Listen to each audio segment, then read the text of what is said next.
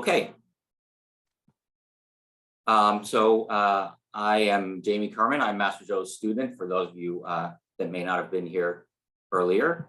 And we had a great session this morning, a great talk from Sandra Vink about the Daoist morning and evening rituals.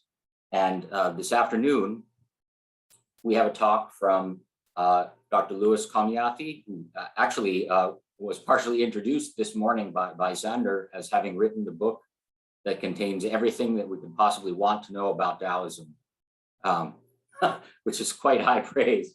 And I certainly intend to look up that book. Dr. Komjathy is a Daoist scholar and practitioner. He has a doctorate in religious studies from Boston University. He is an ordained Daoist priest of Shin Daoism. And he's also the founding co-director of the Daoist Foundation, which is a US-based nonprofit dedicated to fostering authentic Daoist study and practice. Today, he's going to be telling us about the 9 practices, which are the earliest known precepts or guidelines for Daoist way of life, dating all the way back to the 3rd century of the Common Era. So with that, I will turn the floor over to Dr. Komjathy. Thanks, Jamie. Can you all hear me? Okay. It's working. Sorry, one more thing. Dr. Komjathy requests that people refrain from using the chat feature during his presentation and hold all questions to the end, after which he will answer them in time. Thanks. So I have a full screen that I can't exit out of. Is that on your end or is that on my end?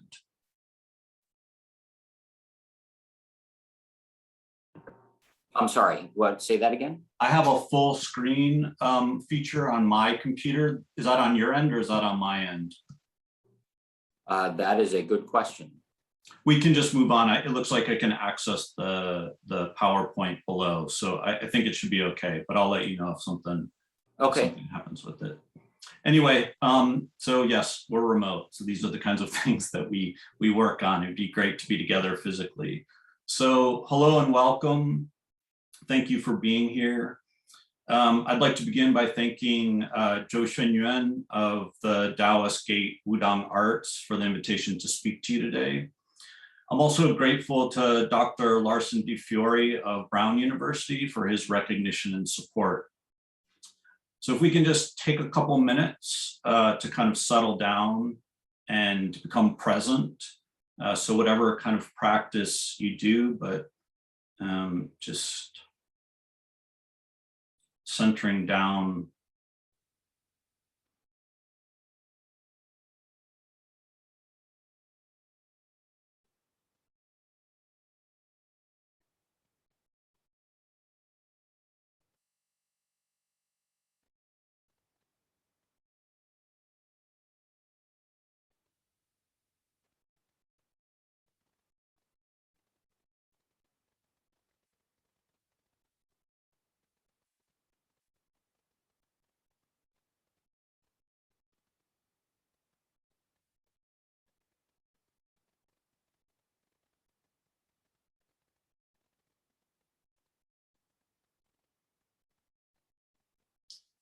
And coming back.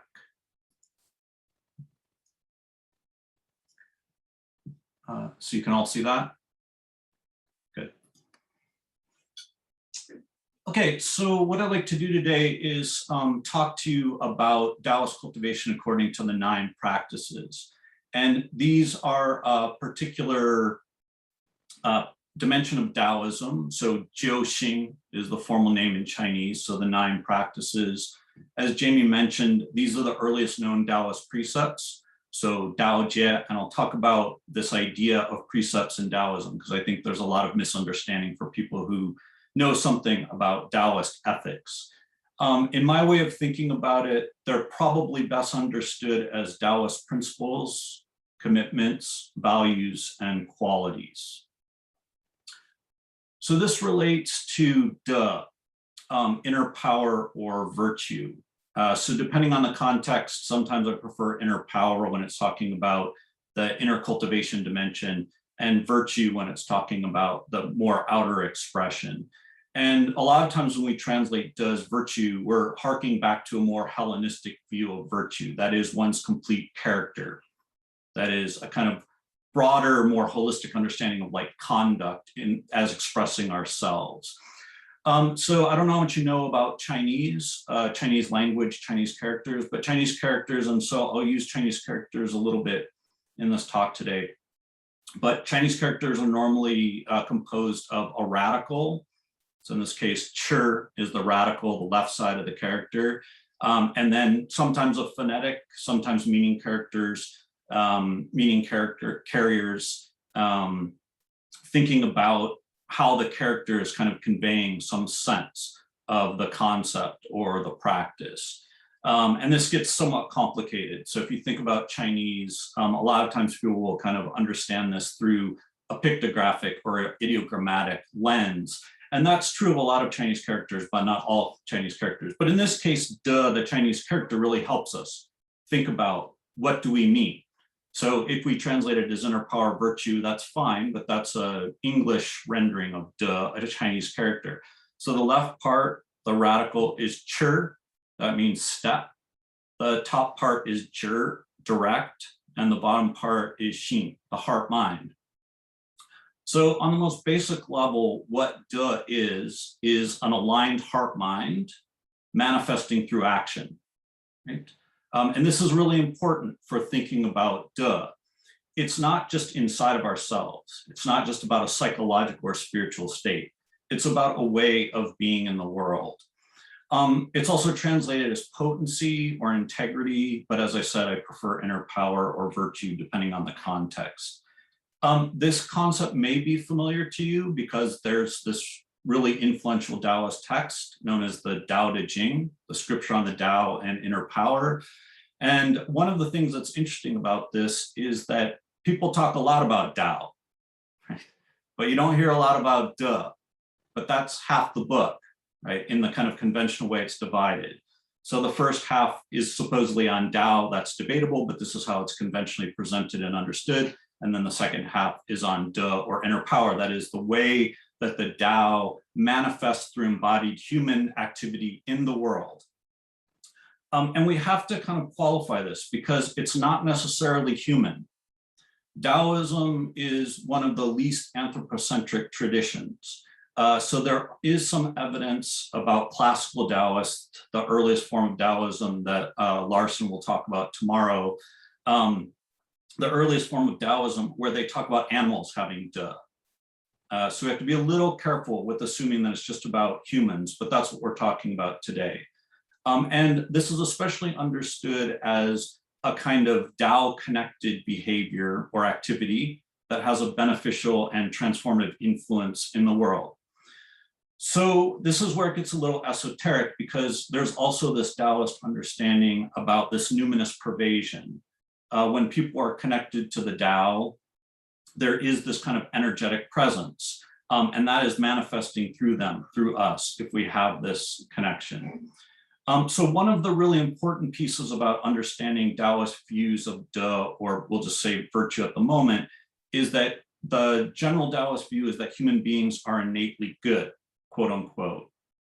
We also have an innate connection with the Dao and innate wellness. So every problem or any difficulty is just that. It's a kind of perceived difficulty, right? It's a misalignment. It's a distortion. It's not actually the case. The actual case is that we were born with this inherent connection to the Dao. So this also relates to a kind of key Daoist principle that you may know of, Wu Wei, non-action. So this is complex. I'm not going to talk a lot about Wu Wei today, but I'll look at it a little bit. But the general Daoist view, when you think about Wu Wei related to de, inner power virtue, is that when beings are free and supported, they flourish. So if you're paying any attention to contemporary socio-political situations, you have this question of like, what happened? And Daoists have a response to that, right? When human beings become misaligned from the Dao, they create all of these other sources of confusion and disorientation. But the ideal state is where there is this opportunity for personal expression, and that's duh. So we can try to imagine that, right? We can try to envision that. We can imagine ourselves and hopefully embodying ourselves participating in that process of supporting other beings' freedom and flourishing. So we can also compare this to a lot of modern distortions. So we could talk about something like mythologies of fallenness. There is no fallenness in Taoism. So it's more about misalignment or disorientation, disharmony. So when we look at it this way, we have to think fundamentally, there may be problems, but on the deepest level, there is no problem. Right? We have to connect to that, our innate wellness, our innate connection. So this is about an alignment, attunement, realization of the Tao manifesting as virtue. So this is really important for understanding a kind of fundamental Taoist view of virtue. Virtue is a sign of cultivation. Right? And this is beyond conventional morality. So this is another kind of area of confusion. This isn't about distinctions or dualism between good and bad. It's not about discriminating, oh, that's good and that's bad. It's about this connection that we have or that other beings have, that when we encounter it, we feel that sense of support, right? That beneficial and that transformational influence. So what this means is that fundamentally, you cannot but be virtuous if you're doing Taoist cultivation. It's impossible, right, to not be virtuous. That doesn't mean, right, there aren't degrees of connection, but what it means is that from this kind of fundamental Taoist perspective, it will manifest this way. So this is how you know, it's a sign, right? It's also viewed as a foundation of alchemical refinement and transformation. So I don't know how much you know about Taoist practices like internal alchemy, Neidan. But in Neidan, a lot of times Neidan systems will talk about jiǔxíng, establishing the foundations.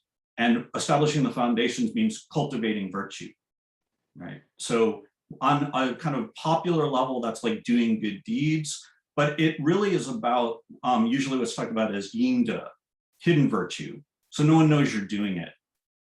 You're just trying to help as many beings as you can. And then it connects also with what Xander was talking about earlier, which is that has this, later on, it has this infusion of like a Buddhist Mahayana Bodhisattva viewpoint, right? Which is you're trying to relieve any and all suffering in the world, okay? So that's also connected to this. It relates to Taoist ethics, okay? So again, this gets complicated because we have to be thinking about Taoist ethics from a Taoist perspective. And Xander mentioned my book, and I'm not here to promote or plug my book. The reason I'm bringing up the book here is that I try to go through these different models, right? And by understanding these different models of Taoist practice, it also helps us with virtue, because the kind of classical and foundational Taoist view is we're inherently virtuous, okay? So that's the Wu Wei model. If we don't actually do things that disconnect us from the Tao or disorient us from the Tao, we will be virtuous. That's more of a naturalistic understanding of De. There's also a Taoist ethical model. So this becomes very strong in organized Taoism, where it's not just about being naturally virtuous, it's about consciously cultivating virtue, okay? And this also relates to what I mentioned about internal alchemy, that we have this orientation, if we're thinking about it from an alchemical perspective, of refining the deficiencies that we have, or the apparent difficulties or challenges, right? Negative patterns. And if you think about it from a Buddhist perspective, right? Thought, speech, and action. So one kind of distinction we can make is between a naturalistic and a cultivational view of virtue. And in an ethical Taoist model, it's usually a cultivational model, meaning that there's the sense that we can consciously cultivate virtue in ourselves as a set of ethical principles, right? As a set of ethical qualities. So one way that I reconcile these viewpoints in my own life, in my own practice, in my own interpretation of Taoism, is it's like reverse engineering, right? So you can do quietistic practice, based more on a kind of Wu Wei view, and that will manifest as De. But you can also use Daoist ethical practice, so we're going to look at that in a moment, like precept application and study, as a way to return to the Dao. That would be more of a Daoist ethical view, that sees virtue as something to be cultivated and actualized. The other thing I wanted to say about De, and this directly relates to the Dao De Jing, is that there's an energetics of virtue. So this is a kind of key Daoist viewpoint that we really need so that we don't get kind of caught up in maybe a moralistic reaction to this. That is, when you cultivate virtue, there's an energetic support to your life, right? That energetic support is manifesting as this beneficial and transformational influence. So they're chi patterns, they're resonant patterns. This is also why, if you look at the larger tradition, Daoists tend to be careful about who they associate with, because the resonant patterns can go in different directions. So if we're thinking about this from more of a Daoist perspective, which is what I assume most of us are trying to do at this meeting, and we're thinking about this kind of cultivation approach, there's this element where we're doing self-cultivation, inner cultivation, with this orientation towards cultivating the Dao, realizing the Dao, maybe manifesting the Dao to others, but we're also aware of the larger patterns that we're participating in, right? So some of that is a conscious choice about the relationships that we have, whatever those relationships are. And another part is an awareness of sometimes we're doing our practice in spite of the situations that we're in. So we may find ourselves in situations where there's a fundamental lack of virtue, right? And then that creates a whole nother kind of dimension of practice, okay? But the key point here is that virtue, De, inner power, is the kind of foundation as we move into the precepts. So we don't want to skip this.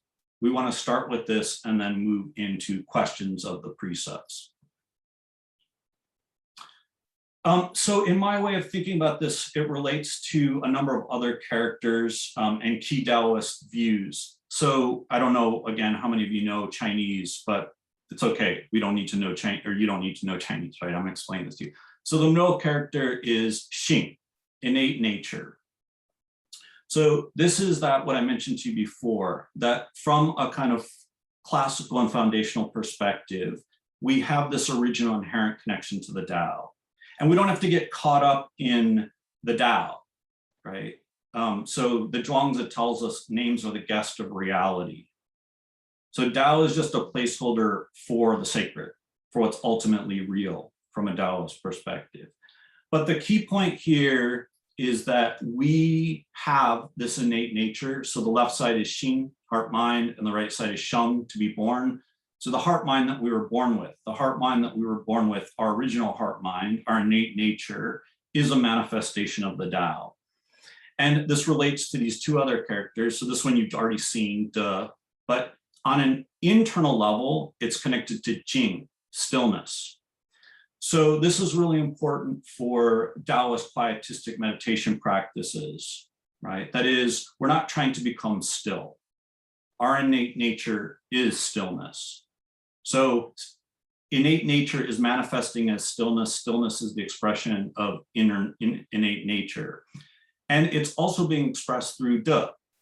So when innate nature is realized, when innate nature is present, innate nature is manifesting as inner power, as virtue. So it will manifest as a beneficial and transformational influence. So these characters then connect to the Dao, right? The sacred or the ultimate concern of Daoists. And they also connect to another concept or view that you may know of, Hu, uncarved simplicity or unhewn simplicity, right? The uncarved block. That is innate nature, unhewn simplicity. So when you start to make these connections through the Daoist tradition, they start to kind of clarify different dimensions of practice. Okay? So this unhewn simplicity is simply being. Right? We're not trying to make ourselves into something. We're not trying to become more than what we are. we're trying to return to the ground of our being, our original and our inherent connection to the Dao, right? This Xing, this innate nature. So one thing that's really interesting about this, though, is yes, it is a kind of primordial simplicity that we carry with us at any moment. I mean, I think this is one of a very powerful insight from Taoism. That is, if we feel misaligned, it's only apparent. It's not real. The real part, the ground of our being, is this connection that we have. We can return to it any moment. This also connects to what I mentioned before about innate wellness. So that's the kind of original inheritance we have. That's the ground of our being. But then there's also the way in which we're participating in the larger reality, right? Whether it's an ecosystem or relationships and so on. And so in this context, you also have Daoists talking about things like gnarled oak trees, right? Why? Because there's this view that innate nature is beyond manipulation, right? Innate nature cannot be taken over and formed into a tool for something else. It's utterly simple and it's fundamentally useless, right? And so as long as we stay connected to that, we have some kind of clarity of purpose. One of our favorite lines is from chapter 22 of the Dàojiè, the inward training chapter of the Guans of the Book of Master Guan. So I don't know if this is a text you know about. Harold Roth published a complete study and translation of it. It's also translated as Handbook 1 in my handbooks for Taoist practice. And so this is an important but relatively unknown mid-4th century, probably BCE Taoist text. And in chapter 22, it says, so again, I don't know how much you know about Chinese. I'm not trying to give you a Chinese lesson. I just think this is helpful for deepening our understanding and practice of Taoism. So traditionally, Chinese, classical Chinese is written from top to bottom, right to left. Okay. And so if you're looking at something like this, which could be maybe a temple board or a piece of calligraphy, it would normally be traditionally be written from right to left. So we're reading it right to left. So nei jing wai jing, this is a line from Dàojiè, Inward Training, chapter 22. Inwardly still, outwardly reverent. So Xander was talking about reverence before with the liturgy. So one of the things I think is very interesting about this line, connecting it to my previous points about innate nature, because the text actually does talk about this, like the heart mind we were born with, but also in thinking about inner power or virtue, is that it's probably not foreign to most of us to think about, oh, I can still myself down. So we started with that. You know, I can center down, I can enter into this place of stillness, and that makes me feel more connected to the Dao, however you understand that. But what's interesting about this is there's a ne and a y component. There's an inner and an outer dimension. There's an internal kind of psycho-spiritual state or experience that we have, and there's an external manifestation. So if we're thinking about my previous points about innate nature and inner power or virtue, they're saying, on the one hand, the way I experience this internally is this state of emptiness and stillness, but it manifests as reverence. So the way that we know if we have this connection, if we've gotten to this higher level of cultivation, so to speak, is that reverence will become a stronger part of our lives, what we do, how we treat other people, how we treat other beings. And again, I want to extend it beyond the human. So how we treat other beings more generally. Okay, so the moment you've all been waiting for, the 9 practices. Maybe you don't know what they are. So these are the 9 practices. So I just want to give you a couple moments just to familiarize yourself with them. And I'm going to go through them pretty systematically. I should have mentioned at the beginning, my plan is to take about an hour. So I'm going to be aware of the time and try to leave a substantial portion for the question and answer and discussion part. So I'm going to go over this more in the later part of the talk. But what I want to do is give you a little bit of background. So anyway, you can just kind of read through them, maybe think about them, see if there are things that are recognizable to you from your own life, your own practice, your own experience. So some of the preliminary points that I want to make. As the name suggests, jiǔxíng, this is 9, so the 9 practices, and xing literally means to act, right, or to move. So it could be more literally something like the 9 activities. These are 9 Daoist principles and actual practices. Okay, so I didn't make it up, right? You can see they're numbered. Yeah. So there are 9 of them. Yeah. They come from the early Tiānshī or the Celestial Masters tradition. So they're Tiānshī, Celestial Masters precepts. Xander was talking about this. The history of Taoism is actually quite complex in terms of movements.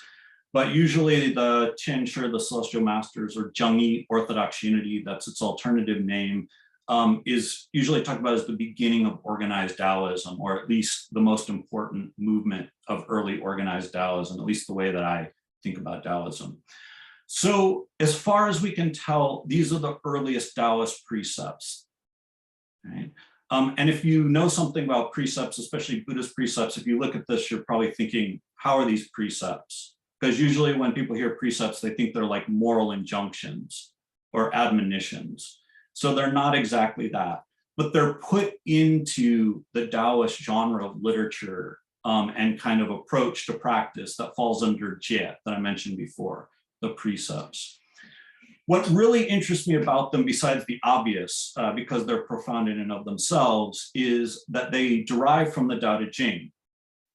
So if you know the Daoistgate Jing really well, and you're welcome to take screenshots, I should have mentioned that. If you have, like, if you're on a computer, you can take screenshots of anything you want. That they derive from the Daoistgate Jing. So, right, if you start thinking about Taoist history, and I don't want to give you a Taoist history lesson either, but if you think about Taoist history, it's like, well, wait, there's something that we're referring to as classical Taoism, and that's like where the Daoistgate Jing, the scripture on the Dao and Inner Power, is found. And then there's this early expression of organized Taoism, the Celestial Masters, and the Daoistgate Jing becomes this connected strand. And I'll talk about this more towards the end of the talk. So the early Celestial Masters are reading and thinking about the Daoistgate Jing, so much so that they're extracting 9 practices or 9 principles, 9 values, 9 qualities out of that text to become foundational for their movement, okay? In my way of looking at it, I've read the Daoistgate Jing a lot. I've translated it, I've taught it a lot. It's just clear, right, that the people who came up with these had a really deep understanding of the Daoistgate Jing. I mean, they're basically saying, here is the distillation of the Daoistgate Jing. So if we're being contemplative about it, and this is what I'm going to like suggest to you as we go through it, if we know the Daoistgate Jing and we read through this and we know the Daoistgate Jing really well, it's immediately recognizable to us that this is a profound and accurate and deep distillation of the text. It's clearly rooted in a close reading of the Daoistgate Jing. Here, I just want to mention, I'm sure most of you have read the Daoistgate Jing. The received story, the conventional understanding of the Daoistgate Jing is quite inaccurate. So the text is actually an anonymous multivocal anthology. It has material from the 4th to the 2nd century BCE in it. So the way that I think about this, and part of this is obviously influenced by Harold Roth at Brown University, is we're talking about when we read the Daoistgate Jing, and this actually usually helps people make better sense of the Daoistgate Jing, we're hearing multiple voices from multiple periods of time. Sometimes even in the same chapter, we're hearing a dialogue between probably teachers and their disciples, or maybe multiple teachers. And part of this is the nature of the text, it being edited over a long period of time and different things added at different periods. So why does this matter, right? Because the text is teaching many different things in different contexts, okay? And so to give like a fuller understanding of the Daoistgate Jing would take another talk. But part of the reason to bring this up here is you'll recall that I mentioned Daoistgate Jing. So the virtue or inner power. is part of, so this is the honorific title, right? The original title, well, not the original title, it didn't have a title originally, as far as we can tell. The earliest title is the Lao Tzu, so I prefer to translate that as the Book of Venerable Masters rather than the Book Master Lao. So I know I'm getting into minutiae here, but I'm trying to kind of help you think maybe a little bit about the Daoistgate. And so if we view the 9 practices this way, that they're being extracted from the Daoistgate, and the Daoistgate is the scripture on the Dao and Inner Power, then these practices are helping us to cultivate a connection to the Dao and have the Dao manifest through us, right, as De, as inner power. It's rooted in a Daoist contemplative practice and approach. So this is, in my way of thinking about it, and it overlaps with, as I mentioned, Roth and Larson will talk about this tomorrow. What we can say is something like apophatic and quietistic meditation practice. That is emptiness and stillness-based meditation, sitting in stillness. So a kind of practice that's contentless, non-conceptual, and non-dualistic, right? So why does this matter? Because these principles are being applied in that practice. These principles are an expression of that practice. So this is why, from my perspective, there's a lot of confusion about Wu Wei, not surprisingly, right? In these Celestial Masters precepts, the first, Xing Wu Wei. So Wu Wei shows up right here at the very beginning, but it's like Wu Wei is not philosophy. Wu Wei is not a concept. Wu Wei is a principle. Wu Wei is a practice. Wu Wei is a certain kind of state of being.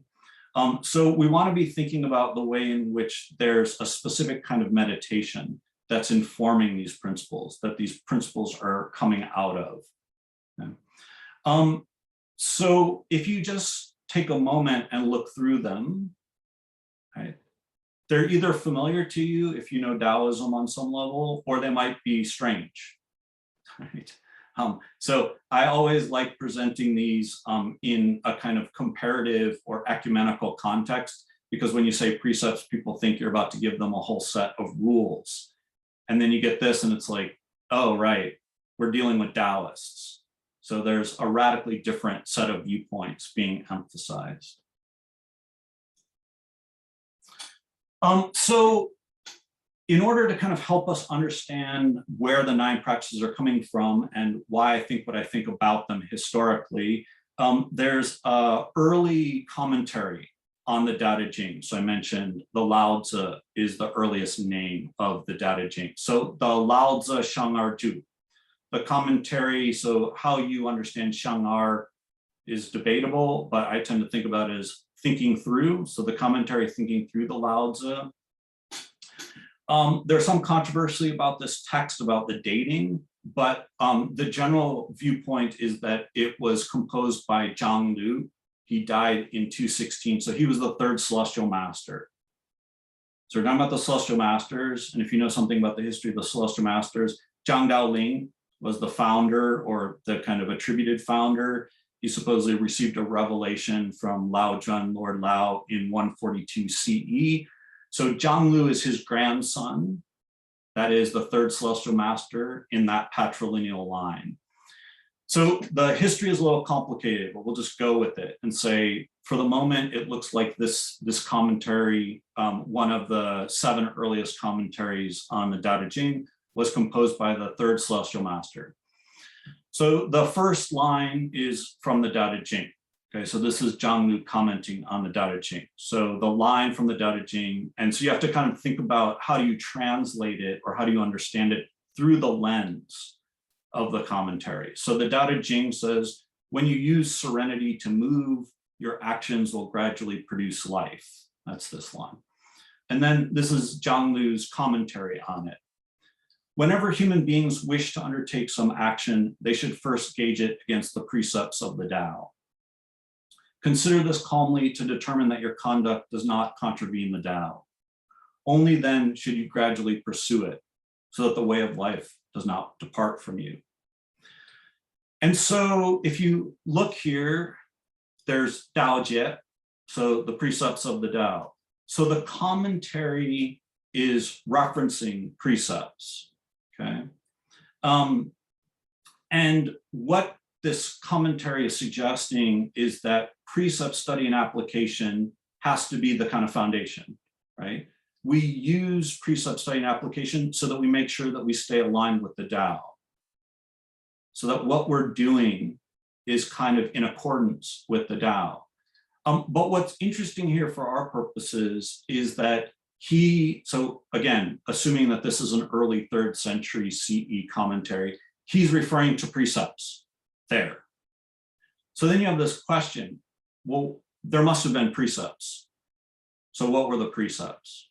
Okay. So we have a really important historical hint here, right? That there had to be precepts being used in the community that, in this case, Zhang Lu is saying, right, use the precepts, okay? And I think this is at least one piece of the puzzle to suggest that he's probably talking about things like the 9 practices, maybe even the 9 practices themselves, okay? So I mentioned to you that the 9 practices go back probably to the early celestial masters. So maybe Zhang Lu and the early members of that movement were creating the 9 practices. So this relates to precepts. So the previous slide you can see is just a character variant. It has the yen, the speech radical. So it's the same character, just with an extra piece, another radical dimension. So precepts, what we translate as precepts, consists of ge, spear, and gong, joined hands. So the kind of etymological reading of this character is it's to hold up a weapon as a warning. And if we think about it historically, in terms of also the early use of the character. So that is, there's some kind of guarding and warning, an admonition, and then it becomes used in this kind of more technical Taoist way to talk about ethics, especially the precepts. So if we're being Taoist about it and we're thinking about the etymology and we're applying this to our own lives and practice, this is the precepts as a kind of source of protection, right? A protection from maybe making conduct mistakes or thinking about what's an appropriate response for a given context. I also think about it as using a different kind of analogy as like moorings in a harbor, right? Something that will keep us like safe in a particular place.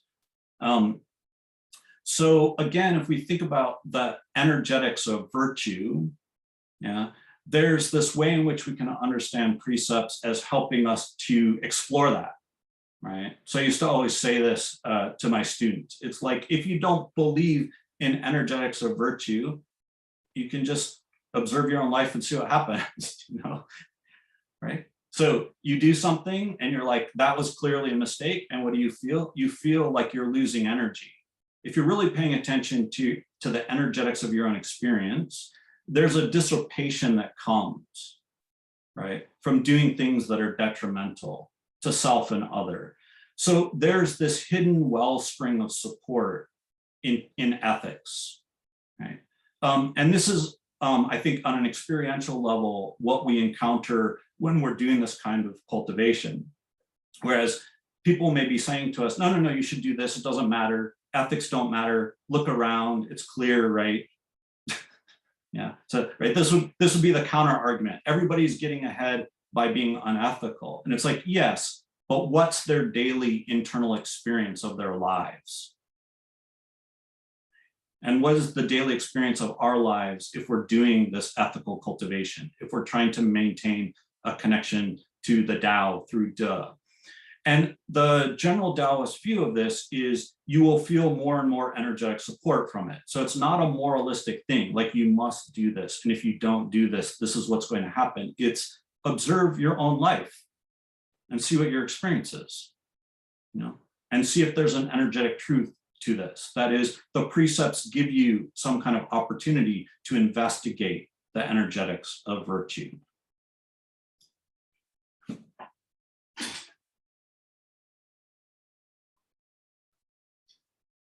So just a little bit of background. The earliest Taoist precepts that we were just talking about most likely date to around the 3rd century CE. Those are the 9 practices as far as we can tell, if that dating's accurate. They developed more strongly under Buddhist influence, especially from the 5th to the 6th centuries onward.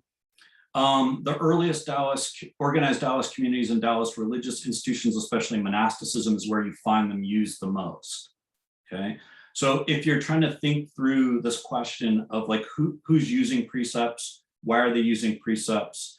I think oftentimes about this on a communal level, right? Yeah, if you're living in the mountains by yourself, maybe it's pretty easy to be virtuous and have some kind of appropriate relationality, but you find yourself in increasingly complex social situations. And so Daoists say, okay, we're going to help with this. We're going to give people guidelines and values and qualities to think about cultivating. One example of this Buddhist influence are the 5 precepts that if you know anything about precepts and kind of religious ethics, don't kill, don't steal, don't lie, etc. Daoists take these on very early, but one thing that's interesting about the Daoist use of the Buddhist 5 precepts, because they come out of the Buddhist tradition, is they start to use the 5-phase system. So I don't know if you know the 5 phases, the 5 elements, wuxing. They then add this traditional Chinese cosmological dimension to them. So that's kind of interesting, right? To kind of think about how they're being adapted and how they're being transformed. We have that evidence of the Tiānshī, the celestial masters, or Orthodox unity using precepts. There definitely were kind of like degrees or grades of expectation about ethical behavior. So libationers, jiǔxíng, is the kind of technical way that the celestial masters were talking about what we might refer to as parish priests, right? In later Taoism and obviously modern Taoism, Daoist, like ordained Taoist priests. So not everyone had the same kind of responsibilities on an ethical level. The priests, the kind of like community leaders, were supposed to have a higher ethical cultivation, right? You also have this lay morality. So one thing that you find is that there are different precepts being applied to different people in different situations. The other major movement that Xander mentioned, Quanzhen, or complete perfection, there's the largest lineage of Quanzhen, Longman, or Dragon Gate, is actually focuses on precepts, at least on an institutional level.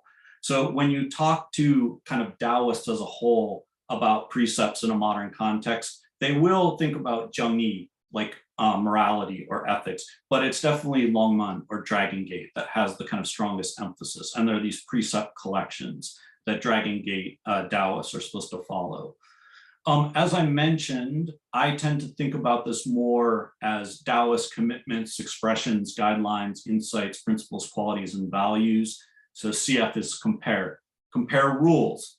So if I say to you, here are these precepts, a lot of people will have this response of, I don't want to follow any rules, right? And it's like, yes, you can look at them as rules. That's one way of engaging them. But you can also think more broadly as they're like opportunities for understanding Daoist views or cultivating certain kinds of Daoist values or qualities. They definitely function at times like rules. So Xander mentioned the kind of messiness of like Quanzhen monasticism, for example, on the ground.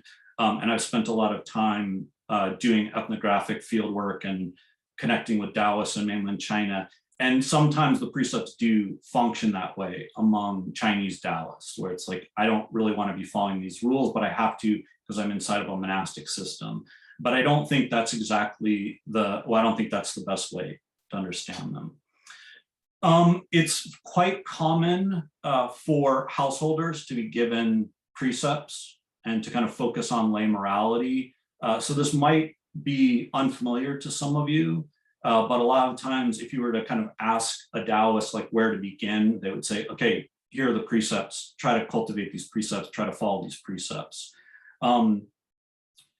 If you're interested in this, Livia Cohn has a good book called Cosmos and Community. It was published in 2004, and that's a kind of like overview of Daoist precepts. It gets quite complicated, so you can get overwhelmed fairly quickly, but at least gives you a taste of the diversity of the precepts. The moving into the 9 practices themselves, they're found in a text called the Lao Zhuan Jing Lu, the scriptural statutes of Lord Lao. So as far as we can tell, this is probably a 6th century Celestial Masters anthology. So it's a collection of precepts, and it consists of these 3 parts. So the Daoistgate, jīng, the precepts of the Venerable Scripture on the Dao and Inner Power, those are the 9 practices. Then the jiē, those are 27 precepts from the Shangar commentary. And then the 180 precepts revealed by Lord Lao. So one of the things that's interesting about this, and again, I don't know how much you're interested in history, but one of the things that's interesting about this is the 180 precepts were intended for libationers. They weren't intended for the entire community. So it wasn't like the average person was supposed to follow 180 precepts.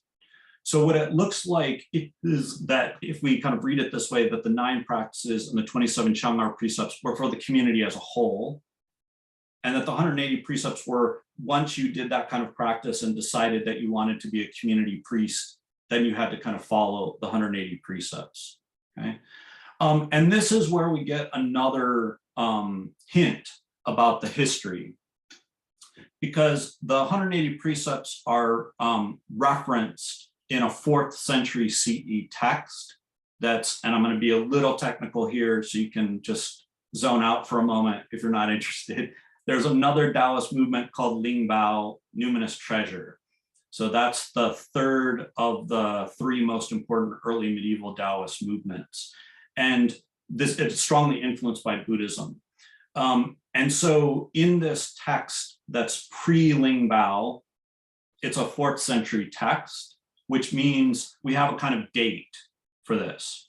So even though this text may be 6th century, these precepts are 4th century. Well, since we're dealing with 180, that's extremely complicated kind of ethical cultivation, it's pretty likely then, right, that when we look back at that commentary and the references for the Taoist precepts, they're talking about the 9 practices and the 27 Shangar precepts or something like that. So yeah, reminding ourselves about Zhang Lu's admonition to kind of do precept study and application. That these are more general and universal. These move into a very particular kind of like place in the communal hierarchy. I don't know how familiar you are with scholarship, but Stephen Bokenkamp has done some work on this. Benjamin Penny and Barbara Hendryshka might be less familiar names to you. Christopher Schipper, who Xander mentioned, and also Olivia Cohn. It's also handbook 5 of my handbooks for Taoist practice, which unfortunately is out of print. So anyway, we'll see. It might get reprinted at some point. Another part that's interesting for our purposes, because I think of these kinds of meetings as part of the history of Western Taoism or an emerging Western Taoism, and I don't mean that as like white Taoism, I mean that as Taoism outside of the Chinese cultural sphere, okay, is that we're participating in this. So then there's this question of where are they coming from? Why are they appearing now? Are they relevant to our practice? So in terms of the history of Western Taoism, an early Western Taoist who used these was a person named Liu Ming. I don't know if that's a name that you've heard of, but he was born Charles Bellier. He lived from 1947 to 2015, so he's been dead for a little while. But he published a book called The Blue Book, a text concerning Orthodox Taoist conduct. It was published in 1998. It's basically disappeared as far as I can tell. We have copies of it, but it seems to largely have been erased, except for there are some references in my books and there's some references in some other people's books. But the reason that I'm bringing this up is that it shows you that there was a kind of earlier Western Taoist engagement with some of these materials. So Liu Ming is a kind of complicated character in the history of Western Taoism, but he taught some very interesting things. And I'm just going to leave it at that. So I just want to put a placeholder about something like our own history involved in this. How did this kind of, these materials like unfold and come to us? So the 9 practices, okay? So practice non-action. This is from the Daoism. So this is what it would look like. Xander mentioned that traditionally Taoist texts are unpunctuated. So it would be laid out this way. So we see some divisions in it, but it wouldn't be laid out like this. So this is the kind of traditional Daoism text. Practice non-action, practice softness and weakness, practice guarding the feminine, practice being nameless, practice clarity and stillness, practice being adept, practice being desireless, practice knowing how to stop and be content, practice yielding and withdrawing. So it's actually a little more complicated in the Chinese because it says Shang, Jong, and Xia. So either it means these are the first three, these are the middle three, these are the last three, or it means these are actually the highest, the middle, and the lowest. There are different ways of reading it, okay? So this is why I said I'm suggesting to you to think more about this as a contemplative practice. There are a lot of questions to investigate through practice, through experience, okay? So just to begin, there's some really interesting pieces. Obviously, they all begin with Xing. So you're supposed to be, for our purposes, practicing something, right? Practicing these principles. So you can follow the pattern. It's Xing and then 2 character phrases, except here, you have 3 characters, right? Following the Xing. Okay, so this is the only one that's not a 2 character kind of principle or quality. Another thing that might be a little less obvious in the English translation, these are my translations, so all the way through you're reading my translations, is Wu, right? So in the 1, 4, and 7, there's a Wu character. So it's, Wu literally means without, right? But here, I think from a Daoist perspective, it means being absent of this quality, being free of this kind of state or this tendency. So if you look at it closely, right, 1, 4, and 7 are the only ones with Wu in it. So one way of reading this is actually that these are commentaries. 2 and 3, 5 and 6, 8 and 9 are commentaries on 1, 4, and 7. Okay. At the very least, each opening of, so if we say these are the highest, these are the middle, these are the lowest, each one is emphasizing a certain kind of non or beyond state. So when I talk about Wu something, I usually refer to it as a beyond or a non-state. So beyond contrived action, beyond name, right? Beyond desire, yeah, or without that, right? Some state of lessness, right? Without that quality. So you can kind of think about that. This is what I'm saying to you. It's a contemplative exercise. I'm just giving you some kind of ideas to maybe look at. So should we read them as 1 through 3? These are the highest. 4 through 6, these are next. 7 through 9, these are after that. Should we read them as no, they're all important? They're just layering them as 3 times 3 equals 9. So it's a kind of Daoist numerology. Is it no, you're supposed to use softness and weakness and guarding the feminine as a clarification of what non-action is? Right? These are all like interesting kind of contemplative practices to be explored through our own kind of contemplative inquiry. Okay, so I want to just talk to you briefly about each one, and you might have your own ideas about them. You might have your own kind of investigation from the Dao De Jing. So a very famous, well-known concept from Taoism, Wu Wei. So in this case, Wei is like contrived activity, effortful activity. So be in a state where you are free of that, free of contrived activity. So effortlessness, yeah, non-intervention, right, non-interference, yeah.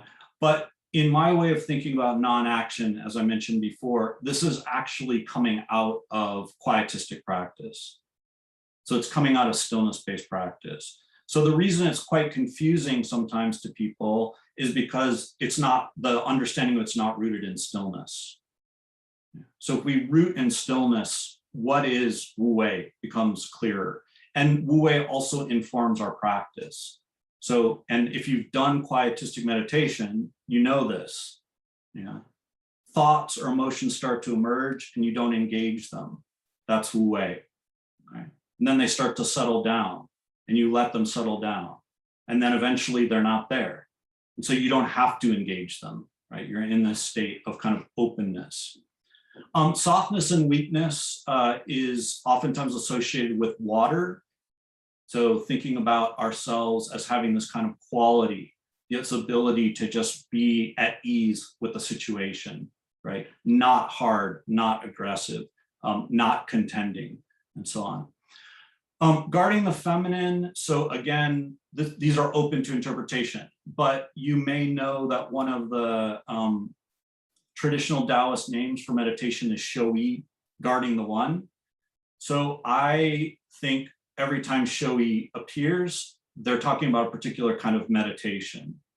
So guarding the feminine is basically synonymous with guarding the one, but why the feminine? This is oftentimes a source of confusion for people. They're not talking about women. They're not talking about female humans.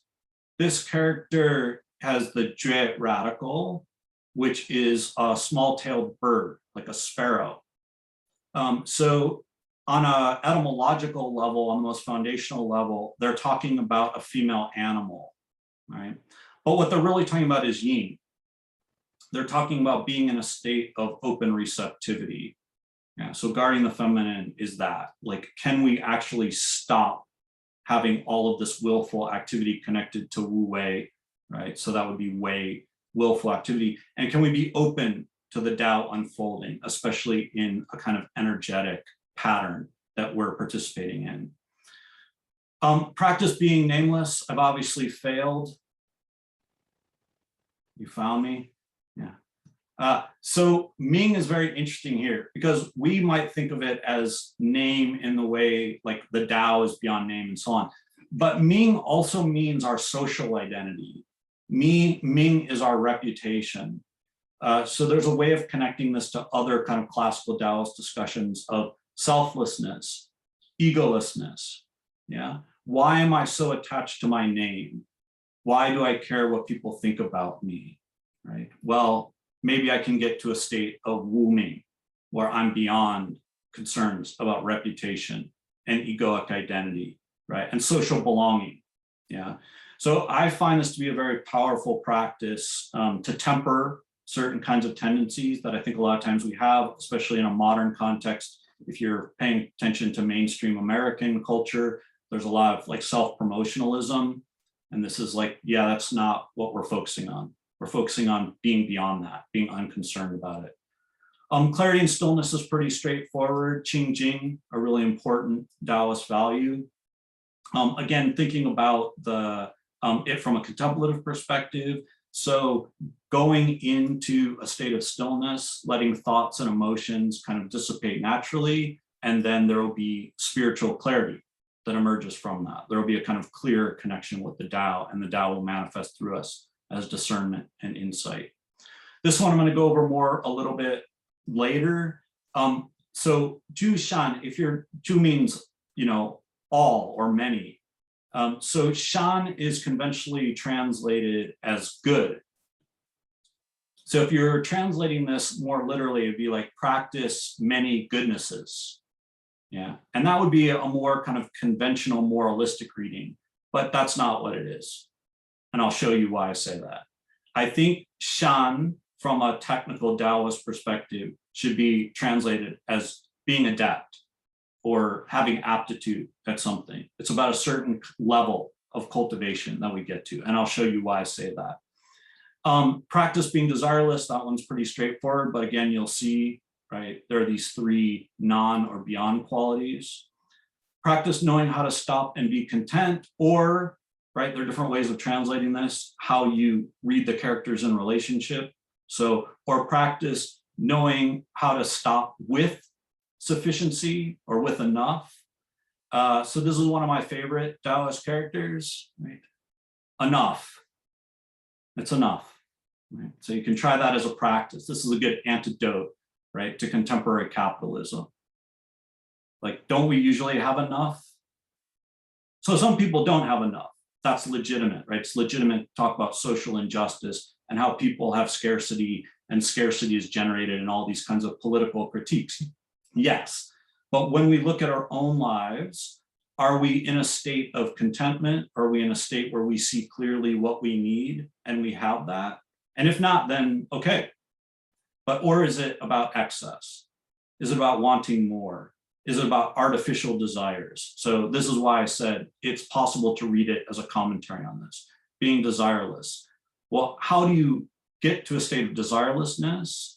You investigate sufficiency, you investigate enough, you know? And I think the general Taoist view is enough isn't just about enough. Enough is a state of abundance. This is what you find. When you abide in a state of contentment, you find abundance, right? And you find abundance in multiple directions.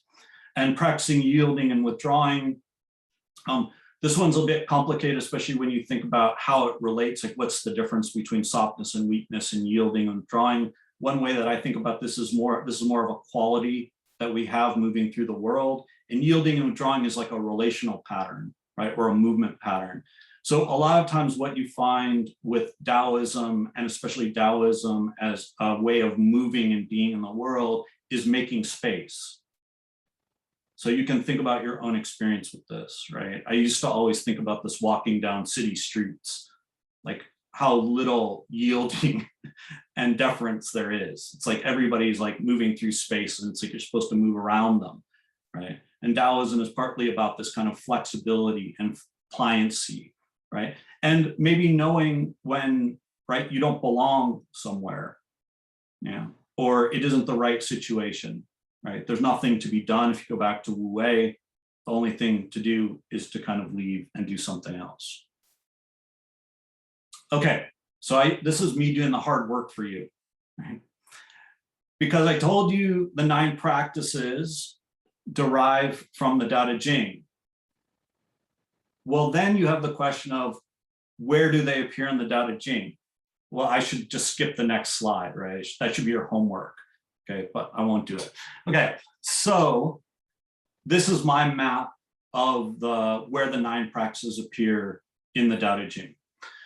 And this is debatable, right? So what I'm doing here is saying, in my reading of the Dao De Jing through the 9 practices, if you're thinking about Wu Wei, then maybe start at chapter 57, and then it's sequential after that. So then you can look at 2, 3, 29, and so on. So what you start to see then is the practice gets deeper and more complicated, right? And branches out into other practices, because now it's not just reading and reflecting on the 9 practices. Now it's using the 9 practices as a form of reading and engagement with the Dao De Jing, and then going through the Dao De Jing and finding where those phrases appear, what it says about those phrases, getting deeper insight, you know, and maybe guidance about how to cultivate those things, and then specific kinds of practices, right, that you'll find in these chapters, okay? So this is what you would do, adding that other layer, right? So the next layer would be, okay, I'm going to use the 9 practices as a kind of guide to the Dao De Jing. And then vice versa, right? So the Dao De Jing becomes a clarification of what the 9 practices are. And I don't know how familiar you are with me and my work, but a lot of the work that I do is translating Taoist literature and interpreting Taoist literature. So for me, scripture study is really an essential part of Taoist practice. You don't have to have that affinity. So this goes back to what I mentioned at the beginning. You don't have to necessarily have an affinity with ethical practice or precept study and application, right? I think a lot of you do like internal martial arts, so that would be another model or another approach. But there's also this scholarly approach where scripture study is really central. And so this would be one of the ways you use the 9 practices for scripture study. Okay, so let's take a couple examples. I mentioned I would explain to you the being adept, okay? So you can see the Shan character here, right? So usually this is translated as the highest goodness is like water, and that's viable. But what happens if Shan is adeptness or aptitude? So the highest adeptness resembles water. Water is adept at benefiting the myriad beings because it does not contend with them. It resides in the places that people avoid, thus it is close to the Tao. Okay, and then here you can see what I'm suggesting, and this is partly through the work with Harold Roth, Larson D. Fiore, and other members of the Dao De Jing translation seminar at Brown, where we were working on lineation and things like this. that these are aphorisms, right? So each one has shan in it, okay? So I tend to refer to these as the 7 aptitudes, another set of practices, okay? So in dwelling, be adept at groundedness. In cultivating the heart mind, be adept at deepness. In giving, be adept at humaneness. In speaking, be adept at sincerity. In aligning, be adept at regulation.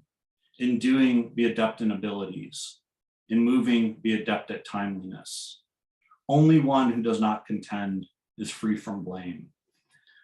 So if we kind of go back to that, where it said jiǔxíng, right, the many or various kinds of aptitudes, here you go, right? There's 7.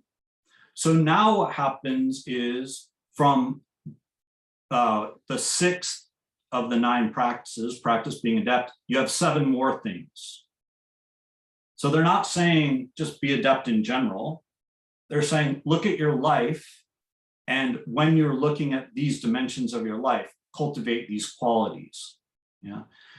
This one is more complicated because it doesn't say in cultivating the heart mind, it says Xin Shan Yuan, right? So it literally says heart, adept, deep, or abyss. And so there's some interesting things. If I were going to give you a deeper reading of this and I were going to connect Yuan to a lot of other Taoist texts, there's some really interesting passages on becoming like an abyss, going into the Tao as an abyss. But what I'm trying to get to here is that Xin just means heart. Right? So the heart should be, skilled at or adept at like an abyss. But Xin can also mean center.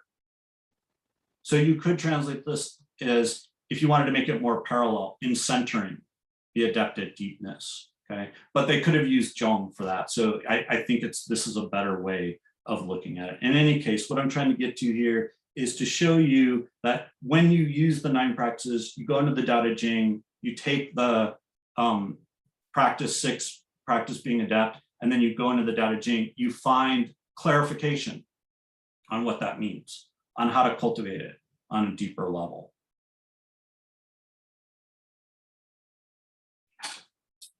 And then there's the 7th practice, practice being desireless. So this one may seem pretty obvious, maybe with too much of a Buddhist emphasis, but there is that classical foundational Taoist emphasis on desire as a source of perplexity, desire as a source of kind of disorientation. So we have Wu Wei again. So the Tao is constantly without action, and yet it leaves nothing undone. If nobles and kings are able to guard it, so here's the show character again that I mentioned to you about meditation. So nobles and kings are able to guard it, the myriad beings will transform naturally. In transformation, desires may arise. I will subdue them through nameless, unhewn simplicity. Simplicity is pu that I mentioned before, connected to innate nature.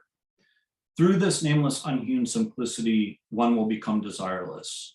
Being desireless, one will become still.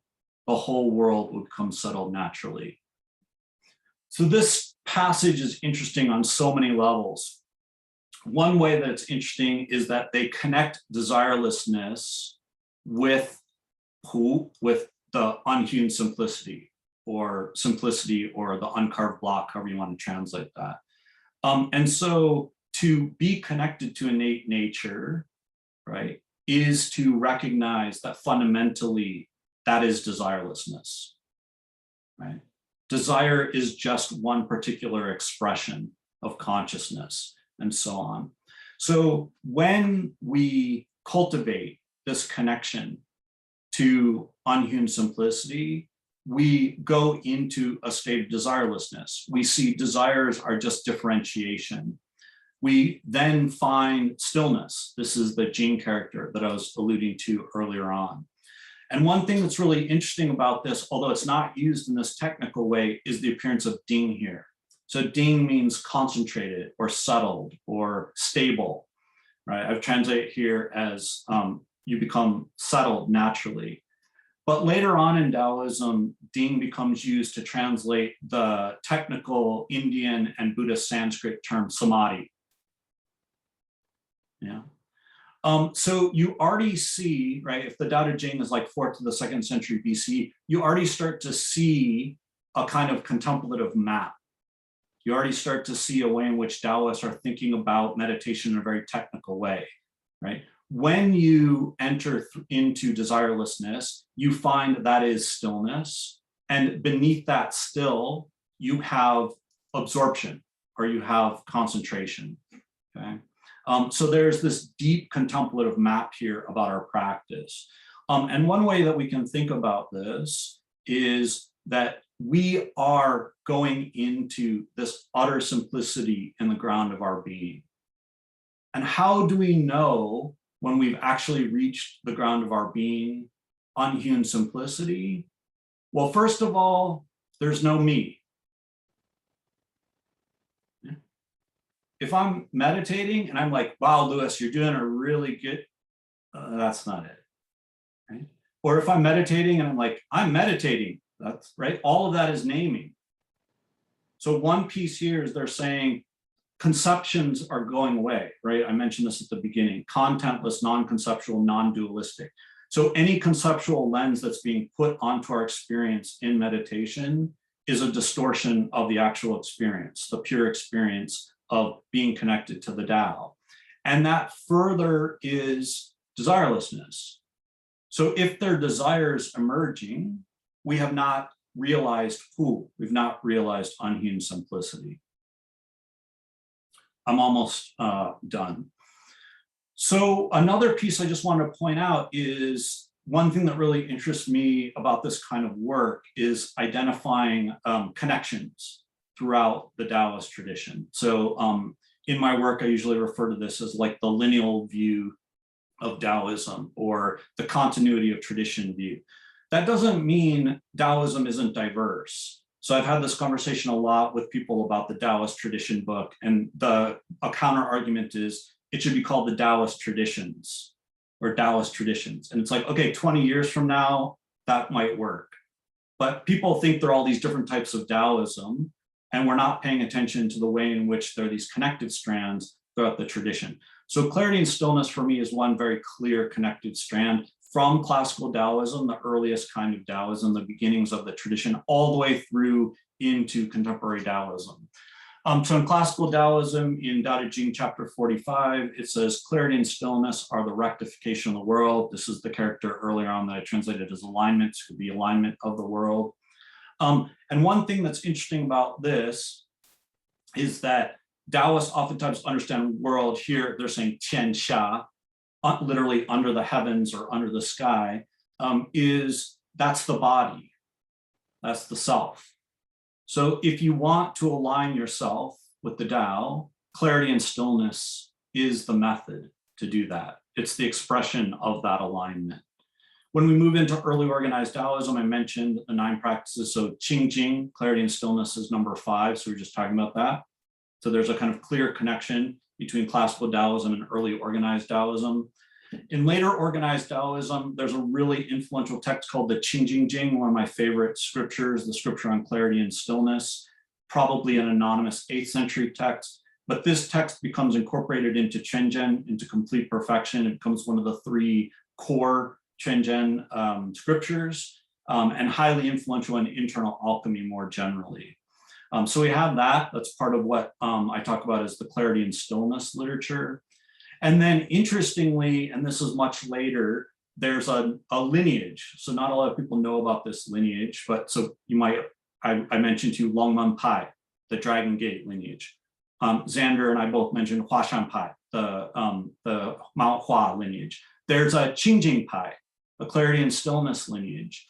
And traditionally, this is a Quandao lineage. This is actually for women. It's a female lineage. So Sun Bu'er, her Taoist name was Qingjing, clear stillness. So that's the same, right? She lived from 1119 to 1182. So she was the only female member of the so-called 7 perfected of early Quanzhen. And she is honorifically recognized as the founder of this lineage. Okay? And then it goes on and on and on. So you find Qingjing everywhere, but this is just an example.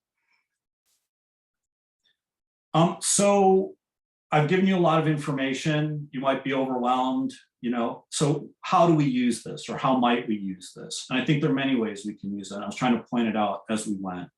So applying these in as through Daoist cultivation.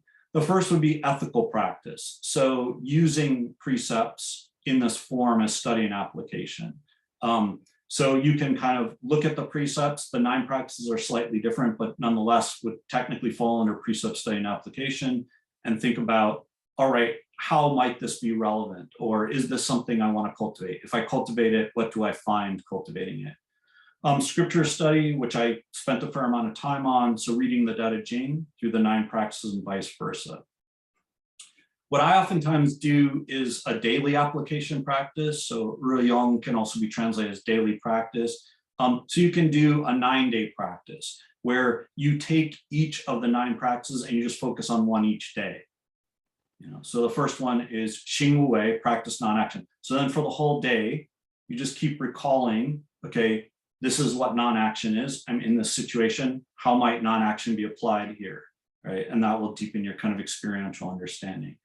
Also situational applications. So this is a little more complicated, but what I mean by this is if you're really familiar with the 9 practices, and of course, what I'm ultimately saying is these classical and foundational Taoist principles and values and qualities, you find yourself in certain situations. And if you have that understanding of these principles, you can identify which one is probably going to be most efficacious for dealing with that situation or for responding to that person or that event. But I think on a deeper level, it's really about embodying the Dao as an all-pervading existential approach. And I think about this as cultivation, embodiment, and transmission.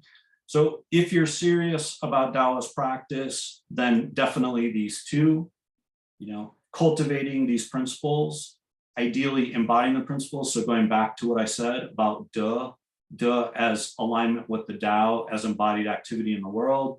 And then at some point, there's a transmission that happens. That is, you're not just embodying them, but you're revealing them, you're manifesting them to other people. Other people are recognizing there's something else being cultivated and embodied. And this is a lot of how I think about Taoism. One of the things that's really important in terms of having Taoist, committed Taoist in the modern world is that they're embodying something different. We're transmitting something different. We're recalling and remembering something else, right? And ultimately what that's about is this connection with the sacred, with the Dao.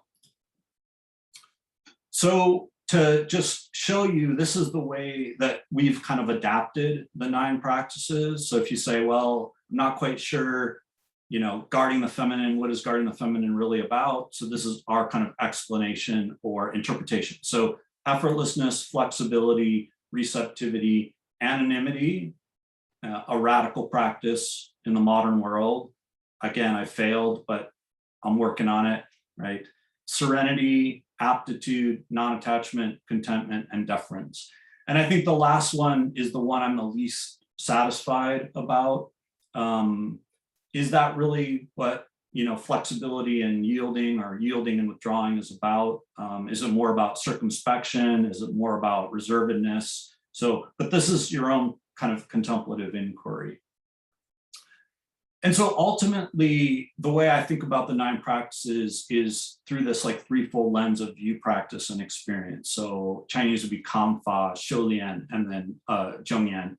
And what this means is that it's a way of like looking at our practice. It's a way of viewing our lives. It's also a particular kind of thing that we're cultivating and we're refining. So Shoulian is a kind of common Taoist way talking about practice, but more literally Xiu Dao, cultivating the Dao, and Lian Dan, refining the elixir. So we're doing some kind of cultivation and alchemical transmutation through these 9 practices, these 9 principles. And then experience. Zhongyan is slightly different than experience. It's actually experiential confirmation. So when you think about the 9 practices, if I say to you, well, try guarding the feminine, there should be some kind of experiential confirmation to that practice, right? When you do it, you find whatever it is, in this case, a greater sense of connection or a greater ease, right? And so we can go back to my point about jīng, about clarity and stillness, right? that there's this view, we think about our innate nature as clarity and stillness. We do quiet sitting, so I'll just use that language. I don't know if that's a term familiar to you, or tranquil sitting, jīng, right? And that jīng practice is informed by that view, but that practice is also informing that view. That is, our innate nature is stillness. We're not trying to still ourselves. And that the experience that comes from that is this deeper sense of stillness and this kind of spiritual clarity. And so what they ultimately, this kind of study, I think, ultimately allows us to do, or enables us to do, is develop a deeper sense of discernment, or ability to kind of recognize insight and principles. So this is from a poem called For the Children by Gary Snyder, an American poet who's really interested in mountains and kind of naturalism. He actually translated Han Shan, Cold Mountain. He was born in 1930. And so in the poem, he tells us, stay together, learn the flowers, go light. So you might sit here and think, how does this have to do with Taoism or the 9 practices? And what I'm saying is, by studying things like the 9 practices, we develop this ability to listen and hear insight and discernment in maybe unexpected places, right? So reading Gary Snyder and thinking, oh, right, there's some kind of principle here in terms of my own cultivation or my own way of life. Thanks.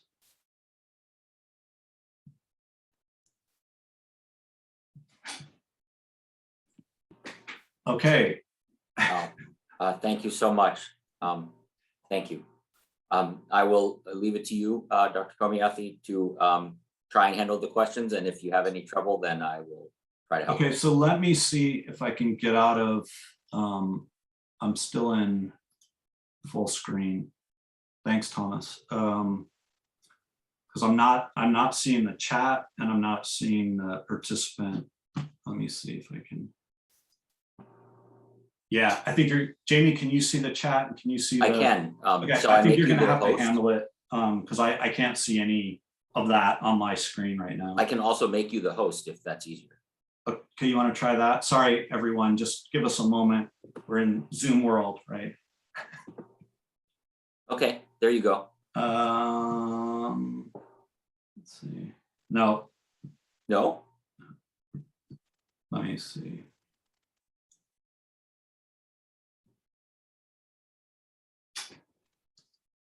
Yeah, let me see. Okay, here we go. I think I got it. Let me see.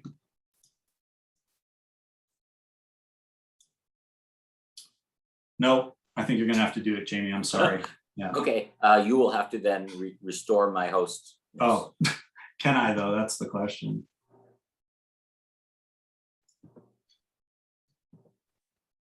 Yeah, I don't have, sorry, I don't have any,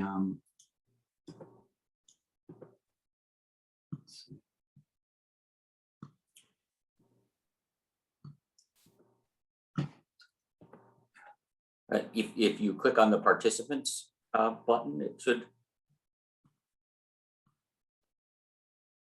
yeah, I'm locked into full screen mode ever since we did the main part, and I'm hitting exit and it's not letting me. How about if I end and come back? Can you just hold on like 30 You can seconds? try. Yeah, let's see if that works. Everyone be warned that if the meeting suddenly ends, I will restart. Oh, here we go. Okay, I can.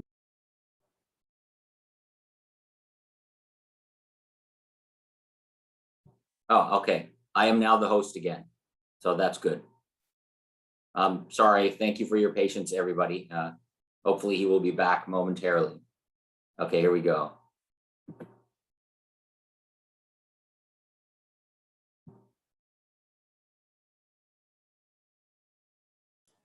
Okay, Jamie, sorry about that, and sorry to everyone. Now I'm out, now I'm back in, now I can see everything, so I can handle it. Thanks, Jamie. Oh, okay. So if people can just raise their hands, I'll answer in order, or if your microphone doesn't work, or if you don't want to speak, you can just send me a chat because I can see it all now. So do we have a raised hands function? Everyone has that. If you open the participants in the chat side, there's a raised hand feature, should be.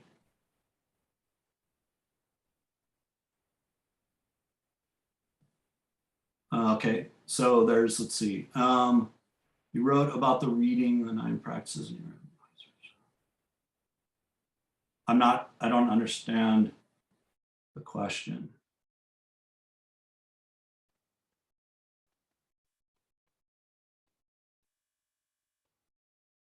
Yeah, I don't understand the first question about the reading. I guess what I'll say about the reading is that what I'm kind of getting at is if you have the 9 practices, they're coming out of, right, they're references to the Dao Jīng. So if you have the kind of map of the Dao Jīng, or at least you have the, so, right, this can be challenging because it's bilingual. What I'm showing you is a kind of bilingual approach. But nonetheless, I mean, if you know how a translator is translating the terms, so if you can identify a passage where the terms are being translated in a particular way, then you would go through, right, and you look at the different chapters to find references to those terms, and then you'd be thinking about, okay, how is this clarifying the practice, right? That's what I was ultimately trying to say about that. Longman Pai, no, Jiāxíng, the Jiāxíng Feng is a very complicated character, including the practices associated with them. So that's a bit beyond my knowledge base. The next one is none of you can see this, right? I'm reading can you see the chat? I'm confused about the fighting arts as a Daoist. Are they applicable, especially considering Wu Wei? How do you explain this? It seems to speak of pacifism, but is this incorrect to think about that first precept? I'm not in, yeah, I should actually, one, I should be very careful with what I'm going to say, but 2, I mean, I've done internal martial arts, but I'm kind of located in a different place with all this. So I think the kind of question of what makes Daoist martial arts Daoist is another thing I would suggest is a good contemplative question to ask, something to explore, you know? Are Daoist so-called martial arts done differently than even Chinese internal martial arts, because that's one question, but martial arts more generally, right? So in my experience, yes, but then you have to be around Daoists who are practicing it that way, right? There are plenty of people that practice internal martial arts, and as soon as they start practicing internal martial arts, you're like, where did the Daoist go? Yeah, so there's these kinds of questions of what makes it Daoist? Can we use it in particular ways that help us do deeper Daoist cultivation? I think the answer is yes. But then you get into some of these dimensions of, well, when you're doing martial arts this way, what are you cultivating? Okay. And so it might be the kind of thing where you're not actually cultivating Wu Wei. Right? I mean, I used to do this all back in the day when I was doing a lot of internal martial arts, you know, and people would do push hands. I just let myself get pushed over. It's like, that's not how you do push hands. It's like, why not? Well, I can't do push hands if you don't, right? I know.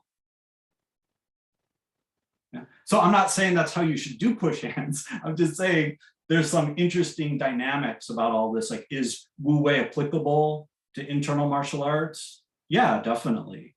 But then are there ways that doing martial arts maybe obscures some of these principles? So again, this is why, from my perspective, and I mean, I'm not trying to promote this. I'm just trying to kind of give you, I think, resources to help you, which is, you know, a martial approach to Daoist cultivation is a very particular model. There's no commentary there, right? I didn't say it's good. I didn't say it's bad. I didn't say it's better. I didn't say it's worse. I just said it's a particular model. And then there's a whole spectrum of expressions of that particular model. So you're not talking to somebody who's coming at it from a martial perspective, right? This is why I use the models, you know, map. You're talking to someone who's primarily doing a quietistic approach, right? So stillness practice is like the fundamental thing. That doesn't mean other people aren't doing that. What it means is there are usually combinations of things. So I just gave you an ethical model here, But if I'm talking to you more from a lived perspective, the ethical model is rooted in quietistic practice. Okay? So when I look at the 9 practices, I see this as an expression of innate nature. Right? I don't think it as something you have to make happen. I see it as, this is when you're in a state of stillness, this is how it manifests. Yeah. It manifests as a kind of spontaneous, effortless response. It manifests as open receptivity. It manifests as flexibility and yielding. You don't have to make yourself flexible. In fact, that might do the opposite, right? So how do you actually cultivate that? So I think that it's, what I would say about this is, either you might not have an affinity with martial arts, which is fine from a Taoist perspective, or you might have an affinity with martial arts, but want to cultivate certain kinds of things. And there's a question of like, are you training with people who will help you cultivate that? You know, my experience of these things is it's always clarifying our aspirations and our affinities. Yeah. So and that doesn't mean you shouldn't try it. It doesn't mean like, well, I have this reaction to martial arts, so therefore I reject martial arts. There might be something in that practice that will reveal something else to you, you know? But there's a question of what's being cultivated in which practice. So I think from a broader Taoist viewpoint, each thing is cultivating something different, you know? So one thing that internal martial arts is really good for is actually creating flexibility and openness through the body, right? And so maybe it's not about Wu Wei per se, maybe it's more about flexibility and weakness in the true sense, not in the atrophy sense. I missed number 8 on the simple list. What came before deference? I don't have them memorized that way, so I can get it for you really quickly. Just hold on 1 second. The contentment, so that's the Zhu character that I mentioned, right? Be content or have enough, right? So find the kind of contentment in the situation. I know I'm moving pretty quickly. Well, now the questions keep coming. Okay, can you speak a bit about the relationship of Taoist cultivation with the creative arts? Yeah, I mean, I think this is a very interesting question about where does art practice, quote unquote, fit into a Taoist life? And I see it as really essential, but it's also a matter of affinity. So it doesn't mean everyone has to do art practice, you know, painting, poetry, you have music, can be, there's a whole spectrum of things that we can do. But I think that it's a kind of, it's, when I imagine this from a more holistic and integrated way, there are all these different ways that we're human, right? So do we have outlets for those different dimensions of ourselves? So creativity is clearly one of those aspects, you know? So where do we find the expression of creativity in our lives? And there's a very strong Taoist tradition, right, of the creative arts. Unfortunately, just not a lot of research has been done. But if you want to look, the book to look at is like Taoism and the Arts of China by Stephen Little, where you can at least see the spectrum of traditional arts. And then the way that I tend to think about this is when you look into these different traditional Chinese creative arts practices, how do you translate them into other things? So clearly there's a strong poetry tradition in traditional Chinese literature. But that doesn't mean you have to write traditional Chinese poetry. Right? I mean, it could mean that. But this is why I brought up Gary Snyder, because Gary Snyder is very influenced by Chinese and Japanese poetry, but he's writing English poetry in his own way. So you can find these models. David, do you want to maybe ask your question out loud? Like say more about what you're asking? Sure. So the question is a practice called mo xing shi, which is it's a practice that Cho Chu-ji supposedly did of rolling a stone for polishing his inner nature. And the reason I'm asking it is because my teacher in China, Ling, talked about when he was living as a hermit in the woods, he would literally go chop wood and some of it he would use. But he said, I was just chopping wood. I wasn't thinking about using it. I wasn't thinking about anything. I was just chopping wood. And he would do this in the winter when, of course, the wood was fallen. He wouldn't chop it down himself. But so I wanted to know if how that fit into the 9 precepts, or if you had any insight into that, because he really didn't. When I talked with him about it, he mentioned this, and I connected it. He didn't connect it to the Moshing Shi. I made the connection, but it seems like that's a connection to be made. And I was wondering if you heard about that on Huashan, or if you've heard about it in your readings or read about it. Well, the stories about Jiǔxíng rolling the stone at Longmen Dong at Dragon Gate Cavern or Dragon Gate Grotto in Tiānshī is a well-known part of his hagiography. So, and there still are artifacts that they say come from that time. I don't know it from a lived perspective. From a historical perspective, what you have in early Trenjen is a lot of ascetic tendencies. So they do things that look pretty radical from a mainstream perspective to try to cultivate themselves, right? So like this, like if you're going to spend all your days like rolling boulders until they become perfectly spherical. So I've seen the boulders, right? They're not like found in the landscape. They're like made. So who made them, I don't know, but they're made from doing that kind of practice. And you're right, like the way a lot of these ascetic practices are understood, because I mean, I don't know how much people know my work, but a lot of my work is on early Trenjen Taoism from a historical perspective, is they were doing these more extreme kind of ascetic practices as a means to cultivate themselves, So yes, you find that in like modern Daoist monasticism where it's become institutionalized, right? I mean, if you spend your life not drinking alcohol and not eating meat, technically, going back to Xander's previous point, but we'll just say technically, you're rolling a stone every day. Because like if you meet, and again, I don't know how much time you spend in China, but you meet Chinese bureaucrats and they're like, let's all go get drunk and eat a lot of meat together. It's like, I don't eat meat and I don't drink alcohol. Not in the monastery, in the restaurant. Yeah, this is me speaking from personal experience. And they're like, no, it's okay. You can go get drunk and eat meat, it's fine. No, but I don't eat meat and I don't drink alcohol. No, not right. You follow, this is the rule-based viewpoint. It's not the cultivation viewpoint. So what I'm trying to get to with this is like, there are these, what we might say look more ascetic, like more ascetic practices that are just institutionalized, and then people have various relationships with them. So historically, that's what that was. I've never met anyone in a modern context that does this, but I mean, but metaphorically or analogically, it makes sense. When you look at internal alchemy texts, right, there are a lot of analogies that used, and one analogy that's used is oyster creating a pearl. Well, if you know how oysters create pearls, it's agitation.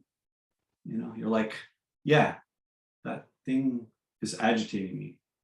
Oh, it's not agitating me that much. Why? Because I'm wearing away all the sharp edges. Oh, look at that.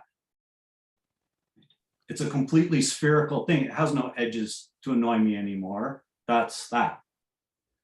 So I think they're using, so there's a way that's literal. I mean, Jiǔxíng supposedly literally did this, right? But I think there's also a way in which it's a kind of lens to think about our practice. But you're going to say something else, David. Go ahead. I was just going to say, I've literally been with communist bureaucrats taking some friends of mine who were Daoist priests out for dinner.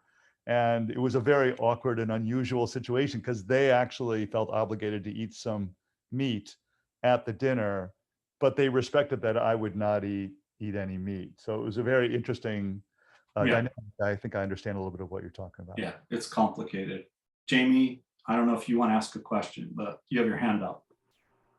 Yeah, I actually did want to ask, and I have to apologize because I feel like you have, in some ways, answered this question in many different ways in your talk. But there's this paradox, which is maybe central to the whole discussion, but which is really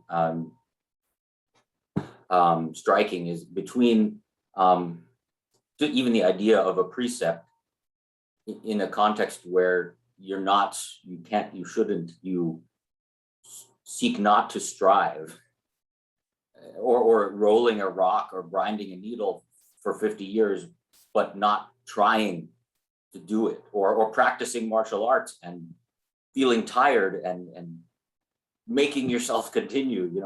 It's so hard to understand how to square how this naturalness arises without effort or force of will, or how to reconcile those things in real, when the rubber hits the road, when you're actually in the world doing something, or trying to, not trying, I guess, but cultivating. And I realize there's not really a question in there per se, but I wonder if you have anything to say about that. Yeah, I mean, I think what I was trying to give with this talk is a sense of using these things as a contemplative inquiry. So rather than saying, what's the answer? It's like, okay, this is a question I'm investigating, right? So I'm investigating my own practice, which I think a lot of these questions are about, like how might this be applicable to this situation or this approach? But the other thing I think is really important, and I know I keep going back to the models, but it's like rolling the stone is not Wu Wei. I had this like really great conversation. So I lived as a visiting monastic, primarily at Huashan and then at Laoshan. And Laoshan in Shandong is very famous for qi. I don't know if you know qi, but strange stones, right? So like scholar stones. So, I was there hanging out with all the monks, and I was like, well, I really want to get a Laoshan qi. And they were like, what kind of Daoist are you?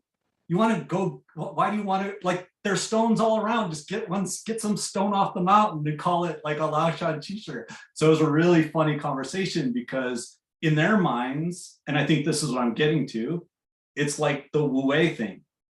They're all stones. If you're a real Daoist, why do you think they're qi? But then there are qi. Like, it's a fact.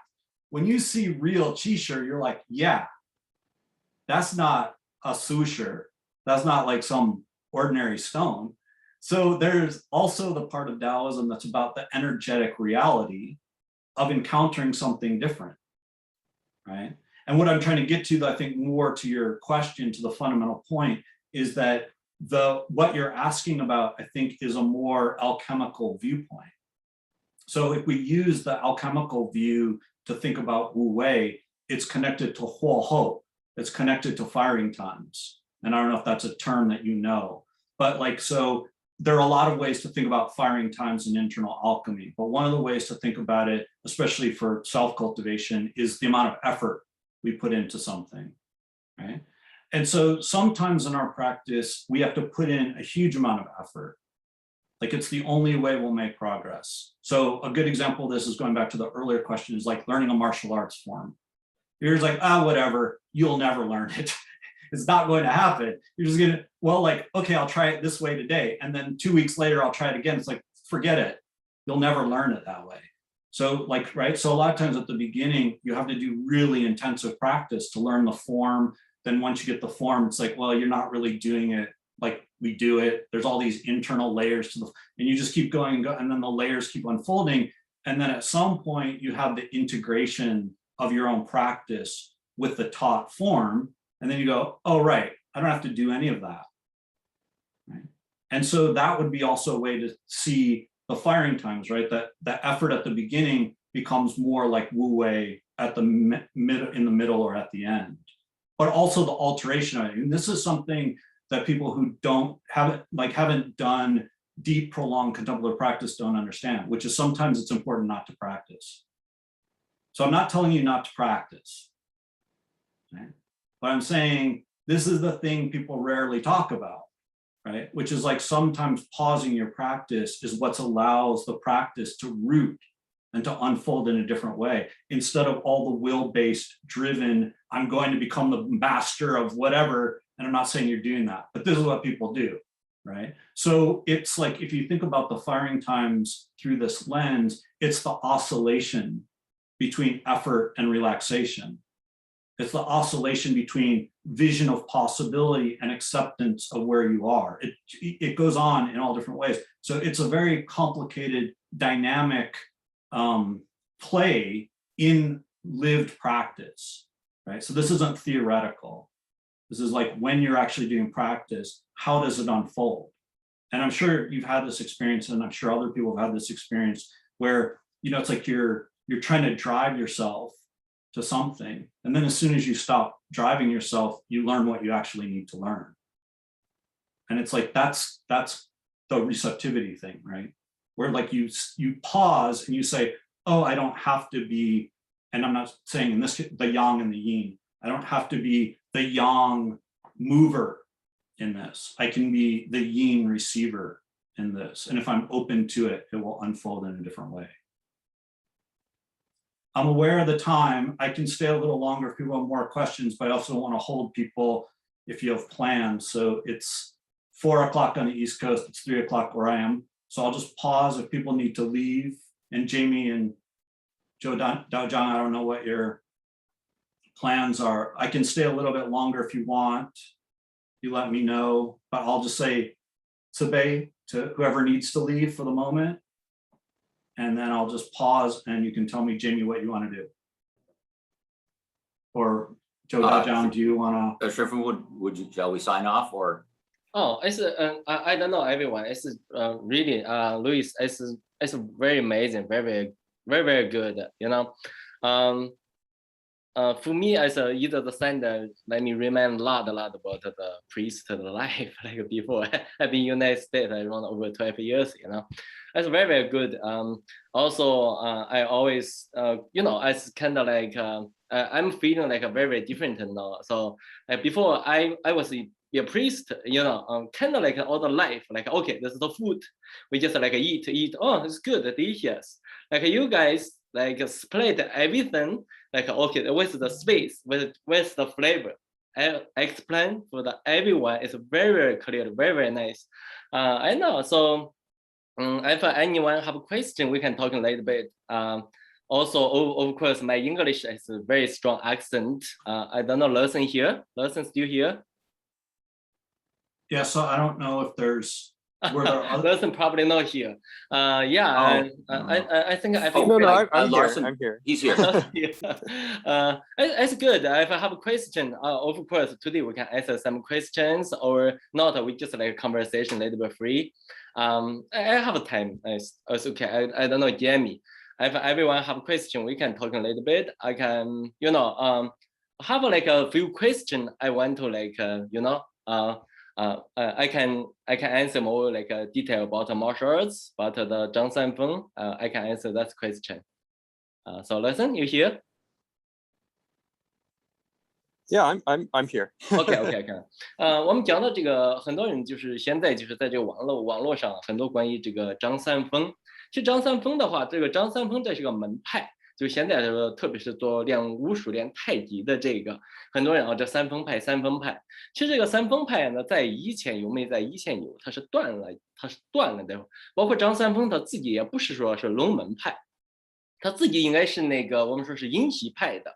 他师父是火龙真人，他们属于阴习派，他不是，但是他们属于全真气，他们不是龙门派。到我们张三丰他自己创了很多的派，其实在后面他都断了。就是在这个80几年的时候，武当山为了恢复中国武术，就是武当武术功夫，然后就是把这个三丰派给弄起来了，对，重新把它给续起来了，这样说。So a lot of people are interested in Zhang Sanfeng, and really speaking about Zhang Sanfeng, a lot of the interest is in the lineages that he created. Some people ask if he was originally from a Longmen lineage, but this isn't the case. He was probably much more a hermit himself. And Zhang Sanfeng is thought to have created quite a number of different lineages based around the Wudang Mountain area. And in particular, the Sanfeng Pai that people are familiar with, the Wudang lineage, is one that was recreated in the 80s when various people from around China came back together to try to rejuvenate the Daoist lineages there, and so they sort of recreated this Sanfeng Pai at that time. 那我们在这个地方说，这个他们有在一些问这个为什么这个练拳和这个internal功夫啊，就是说这个内功和这个拳的这种机构，我们有一句话叫练拳不练功，到老一场空什么意思呢？就是我们这个拳练的再好，只要这个里面呢，它没有一些东西，到老了的话这个你的架子，不管你练什么东西都没用，包括就是说我们说是练拳呢，练这个架子练的时候，其实浪费的是你身体的体力。所有的这种东西就外面的这种结构，但是练内功的话，我们说是现在来讲是内功，我们也说练这个气，但是我们所有的外面的东西都是由这个内功里面的气滋长的所以说如果你要外面好的话，你必须要练这个里面，所以练这个内功包括练这个内功，那我们来说就是练这个气如果要是在这个在这个什么，在这个全真不是在这个我们说 internal alchemy 所有的这种东西，那我们就是练巫术的人呢，很多人都会看这个单派的这种功夫这种练的这种单法、这种法门，包括练这种气功他们都是融合到一起，然后来就是说然后来支撑这个我们说这个功夫。所以说武当功夫像这个太极拳八卦掌、形意拳它和别的功夫是完全不一样的。那我们说是在练功夫的时候，你必须第一件事呢，就是我们说站桩、练功、练气、练心。对。So in regards to the question about practicing martial arts, there's a saying in martial arts that if you just practice the boxing and you don't practice the gong, the attainment, the effort in it, then by the time you get to old age, it'll all be for naught. It'll all be in vain. And what this basically means is that you'll see a lot of people who practice a lot on the external, but they don't really pay attention to any of the internal style. They don't develop any of those internal techniques that we see developed through things like different forms of qigong or neidan practice and so forth. And so oftentimes in martial arts lineages, you'll see people who have that external, that physical strength very strong, they'll be encouraged to turn to this kind of internal practice. Now with the Wudang lineages in particular, one of the things that they've done is that they have incorporated a lot of these internal cultivation practices like Neidan, internal alchemy, into the practices themselves. So that's why you see so much emphasis on things like Zhang, standing on stake, standing meditation, and various other kinds of practices. So the Bagua and the Bagua Zhang, the Taiji Chuan, the things that you see practiced in the Wudang lineage these Wudang lineages are very different than what you see in other places because of that motivation. OK， 我们这地方有一个 question， 有一个关于那个道德经的一个什么translate 道德经。说实话，这里面有路易斯在这里。我看了这么多的一个这个翻译的这个关于这个道德经包括一个人，包括这个中文的，他们就是从这个翻译过来的，翻译到白话的，就是这个文字我都没有见过好的。所以我就是路易斯，我就是看他翻译的那个书。为什么我们让这个路易斯过来讲呢？因为我是看到路易斯就是以前他自己就是翻译的这个《道德经》就是一册翻译的非常非常好。我在这里我建议这个大家可以到那个路易斯那个地方买的那个什么，就是你翻译的，我不知道你现在还卖不卖。很多人说你现在已经没有了所以呢，我就是说让大家如果要愿意的话，那个我觉得是非常好的，对。So in regard to questions about translation of the Dao Jing of the Laozi, this is really where having Dr. Komjathy here has been so helpful because he's such an expert in it. In fact, I think I saw you were putting some comments in the comments section, some recommendations of translations.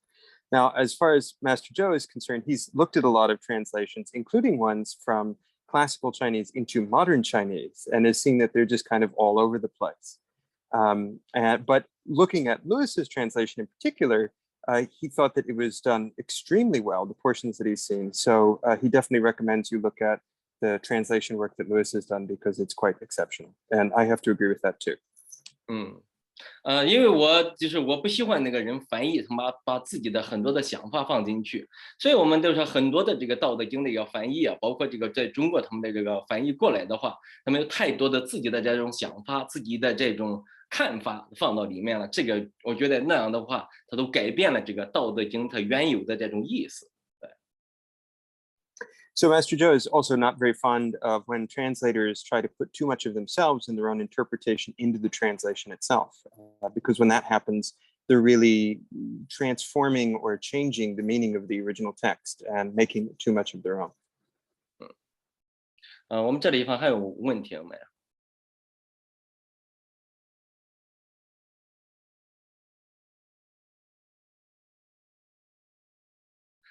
那行吧，那我们这地方没有什么问题了。那个看大家有没有问题？我是Linda，OK。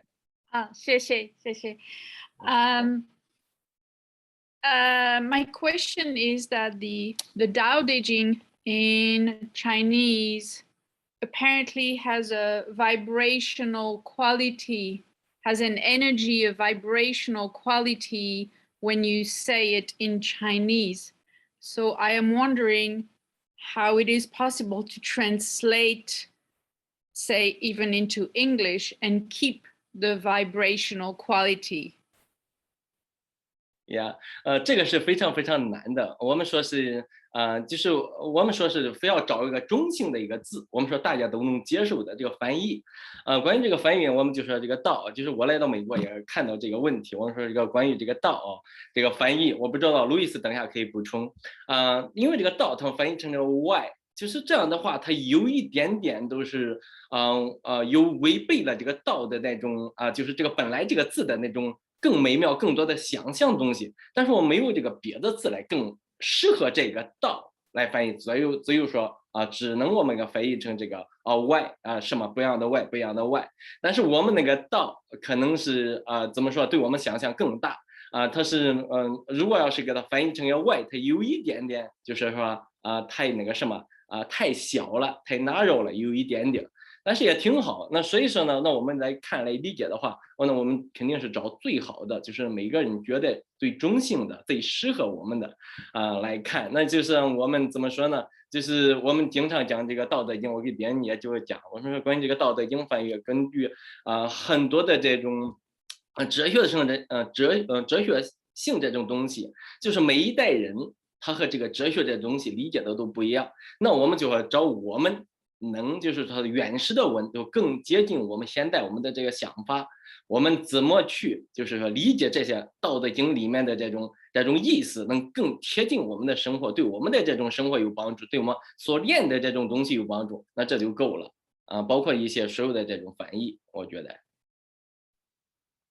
So when it comes to the art of translation, a lot of the times what the translator wants to do is you have the original language, and then the translator tries to look for a word that is most appropriate or that fits that original word in the new language that it's being translated into. And so they make these choices, and sometimes it works okay, but sometimes the meanings of the new word don't match the extent of the meanings of the original word. So Master Zhou in particular was talking about the way that Dao is translated as way, which, yes, that could be one of the meanings, but when you speak about Dao in Chinese, there's such a larger scope of meanings and there's so much more that it encompasses that translating it directly into the English term way is in many ways really limiting. And this is one of the sorts of things that you can see this in other words as well, that maybe not quite to that extent, but that have that kind of scope or that kind of problem of translation. So yeah, sometimes the translators are able to find a really good word that is able to cross that boundary, and that is very helpful. But what he thinks is also really interesting in this idea of translation is not just the translation specifically from language to language, but across times. So you have these very ancient ideas that are contained in the texts, but how do they pertain to our lives in the modern world? And can the text be translated or transformed in a way so that it can be understood by a modern audience and that it can be meaningful in our modern lives? That to him is one of the most interesting things that can be done in the work of the translator. Louis, I think I asked Louis, do you have some 你需要补充什么? Yeah, I mean, it's complicated. I think, I mean, is this the case? I mean, that's the first question. Yeah. So what Dao de Jing are you looking at? Where is this signature coming from? I mean, there are many, many layers to, I think, this question and this yeah, this viewpoint. But I think one thing that I think is that, I mean, I just did a seminar on translating Daoist literature. And I think there is this question of, is it possible, or not is it possible, but can we have at least some translators who are trained bilingually, who also have a root in the tradition and in the practice, who are able to actually do the real translation work of not just translating like Zhou Daojiang's talking about from one language to another, but that there's another motivation behind the translation, potentially to kind of transmit dimensions of the text that normally wouldn't be transmitted through translation. And I think this is one of the challenges with a lot of the translations that are available now. There's just very little connection. There's very little connection to the original on a language level, but there's very little connection to the actual source of the text. And that goes back to what Xander was talking about this morning, which is like, what are Taoist views of scriptures? Where do the scriptures come from? What are the different ways that you can read them? You know, and these kinds of things. So yeah, I mean, I think this is a lot of what I've been thinking about for myself, and I'm not trying to make this about myself, but in terms of my own, this moment in my life, this question of how could we have actual Taoist translations, you know, and I think that's an important thing that we need. There was another question from Adam, I think, about jīng. You're talking about jīng scripture or classic jīng, Adam? You can, I don't know if you don't want to talk, it's okay, you can just write in the chat. Is that what you're talking about? Can you hear me? Yeah, I can hear you. Speaking about the I Ching. Oh, the I Jing. Yeah. Oh, sorry, I didn't see that. The E, you're using the Wei Giles, so I didn't see the E. It's complicated. So the first thing is the I Ching isn't a Taoist text. So where does the I Ching fit into Taoism, right? And that is a very complicated question as well. But I think there is a way that you can connect the I Ching to what I was talking about, which is the I Ching is also exploring certain kinds of principles, you know, depending on how you read it. So one clear connection is the Qing connection, because you can start to map, and I don't know how much you know about the I Ching, but you know, the I Ching is made up of solid and broken lines. So it's made up of yang and yin lines. So there's a way to kind of read the I Ching through like a yin yang kind of cosmology, right? And then the I Ching, for the one part that we were talking about, at least the internal alchemy component, is that the I Ching supplies a map for how we think about practice, right? So one of the most basic levels is, and this is different than the cosmological view, but the I Ching is supplying a kind of map for moving from a state of habituation, right, and a state of confusion into a state of realization, into a state of refinement, right? So when you kind of look at, and so this is, you have to be very clear, right, when you think about the I Ching this way, because there are cosmological readings of the I Ching, where that's basically talking to you about all of the different transformations of yin and yang in the universe. And that's not alchemical. I mean, it is alchemical in the sense that it's about transformation, but it's not alchemical in the sense of about transforming oneself. But when it's used in internal alchemy, a lot of times yin represents something that's like negative, right? Or something that is, and this, so again, you have to be very clear. They're not talking about women. They're not talking about darkness, right? They're talking about habituation, or they're talking about confusion, or they're talking about whatever, spiritual disruption. So the kind of map of, so hopefully we're not actually starting out with 6 yin lines, but some people are, right? And most of us aren't anywhere close to having 6 yang lines, right? But there's a process of moving from yin lines, that is this kind of state of confusion or the state of distortion, into a more realized state. So I think there is a way to connect some of the things. and some of the things aren't connected because the I Ching is coming from an earlier historical moment out of a different context that's not directly connected to the sources that I'm talking about now. That then when you move into like later forms of Taoism, they're using it that way, you know. So then you get into this complicated development of how these things relate. Does that But is help it a little somehow bit? foundational? What's that? Would it be considered somehow foundational though for this world, the broader view? In my mind, no. Okay, interesting. Yeah. But it depends, right? Because what I'm talking about, what I was primarily talking about today, because I mean, right, we could talk about so many other things. They're just, I mean, Taoism is immense. Taoism is like infinite, right? So in what I was talking about today, what I was trying to kind of focus on is, because it would be an interesting question, right? Well, like, right, Adam, you could say this. Well, what I'm really interested in is the place of the I Ching in the Taoist tradition. Well, that's a whole different talk, right?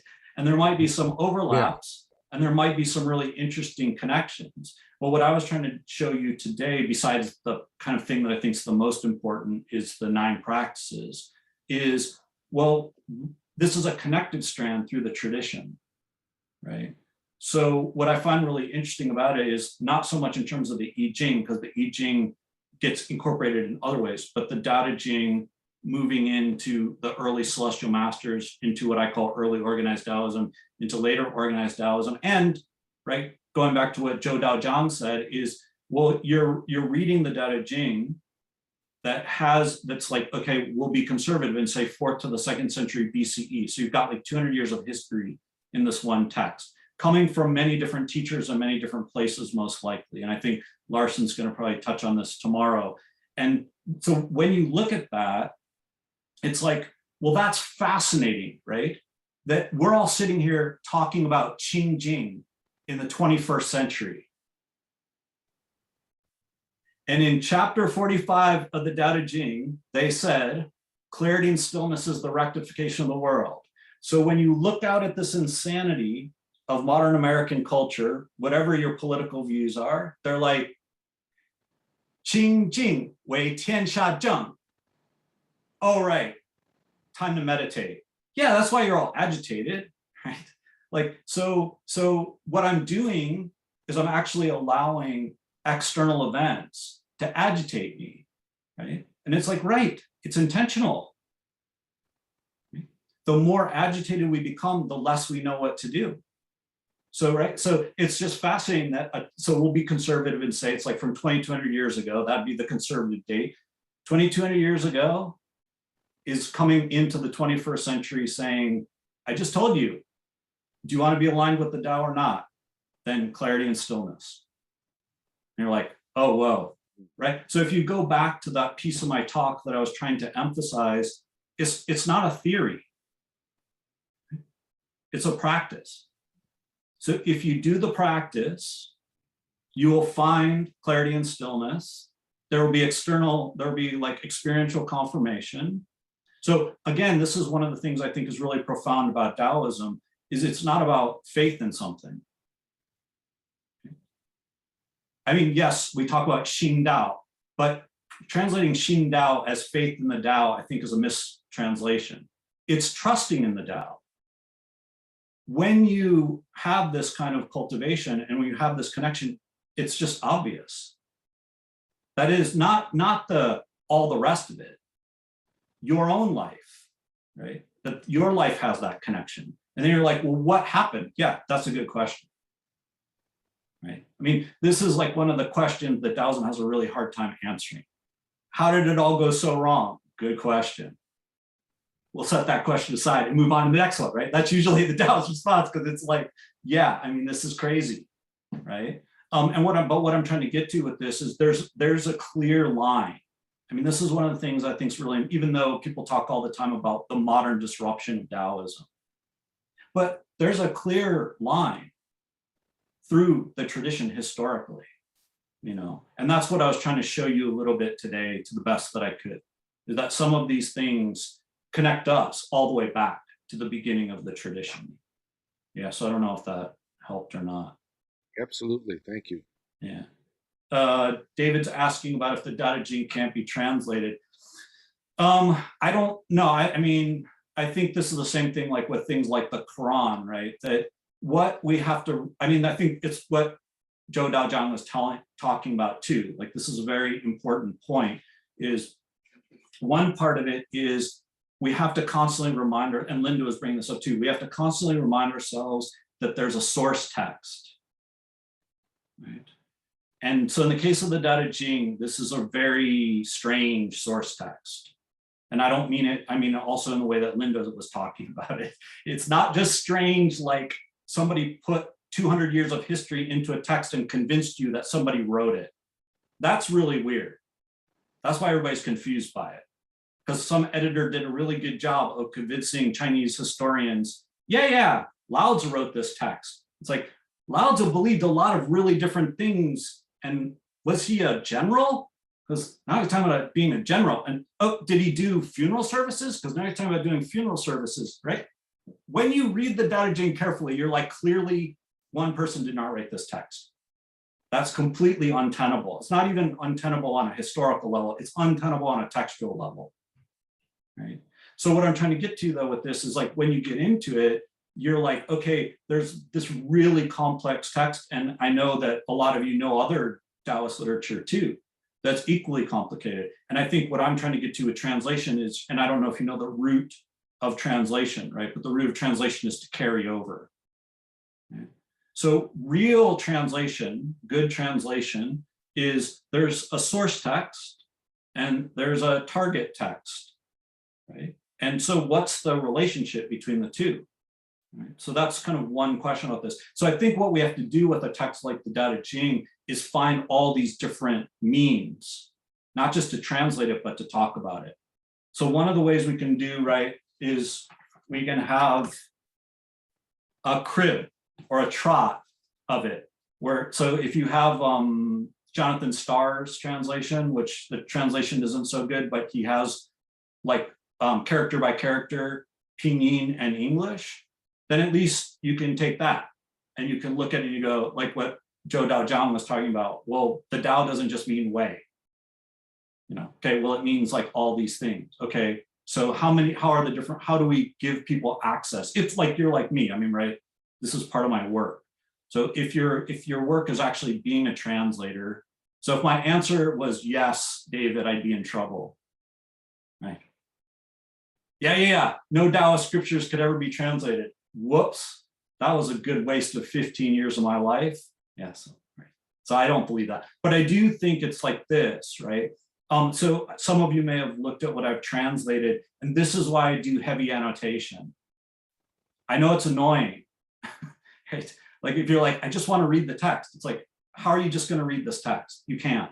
I mean, you could, but if you actually read it in Chinese, it would not make sense the way that a lot of translations make sense. It's not reading Neruda. I mean, that's hard enough. It's not reading Rilke. You know, that's hard enough. It's reading some mystical contemplative text where 20 people are talking to each other across a 200-year period of time. Try it in your own life. Do you ever do that? Do you ever try to hear 200 people or 20 people talking to you about all these different things simultaneously and put it into like a comprehensible thing? So, you know, it's like, how do we do it? I think that's the bigger question. You know, it has to be done. So yeah, Adam, did you ever another thing? I was just curious that I was reading one of the translations by, you probably know them, Roger Ames and David Hall, and they a lot about, you know, they spent a whole chapter just talking about the word day. But one of the things I was wondering if you could comment, one of the things they say in a lot of their books is that the You just cut out. Original text was purposely ambiguous, has a lot of ambiguousness in it. And the ambiguity of the language is sort of part of the beauty of it. I mean, and I don't know. I just wonder if you do you agree with? Yeah. So I'm aware of the time, so maybe we'll stop after this question. I appreciate people like staying around and being open and engaged. So I think the challenge with those kinds of translations and that kind of work is when you start with the assumption that this is a philosophical text, you end up doing very strange things. And what I mean by that is the text really philosophical? Right? So you can say there are philosophical dimensions of the text. I'm not saying that. But when you think that the text is trying to advocate for a certain, so the clear example, like if we just slightly change the frame and instead of focusing on the Dao Jing, we talk about the Zhuangzi. This is a text that philosophers love, right, writing about. And it's like, and every time you read what they write, you're like, do you even know what this text is about? Right? Because they skip the contemplative part of the text. And this is the same thing with the Dao Jing. I mean, if this were a talk about the Dao Jing, I just give you all the chapters that are about practice. And I'd be like, well, if you just reorganize the whole text where you started with chapter 10 and you read chapter 16 and you went this way, it would completely change the way you read the text, right? So the whole idea of it being intentionally obscure is, I think, a reflection of a certain set of assumptions about the text that don't really hold up. That is, if you instead pause and just say, I don't know what this text is about. I've never actually read it. I have no idea, right? Then one of the things that I think you find is that it has this oral quality to it, a lot of it, where probably what was happening is they were basically composing, like what we saw with Xander's talk, where they were composing things to be recited. And what did they do? They recited it, and then the teacher said, this is what this means. So in fact, and again, this is the problem with the way that it's being translated and presented, and I mentioned the Dao Jing translation seminar that we did at Brown, is when you start going through it really carefully, what you find is there's actually commentaries in the Dao Jing. Yeah. So in certain chapters, it like a line, and then there's a commentary that says, when we say this, this is what we mean. So that was probably going all the time, on all the time. That is, there was probably in technical modern Daoist language, there's what's called Kojue. I don't know if you know that term, Kojue, means like oral instruction, oral transmission. So probably what was happening is they were like teachings, they had certain received teachings, and then teachers were talking about them in their communities to their students. And the student was like, well, you know, you guys transmitted this saying to us. It's like, yeah, like we didn't expect you to understand it. Now I'm going to explain it to you. You know?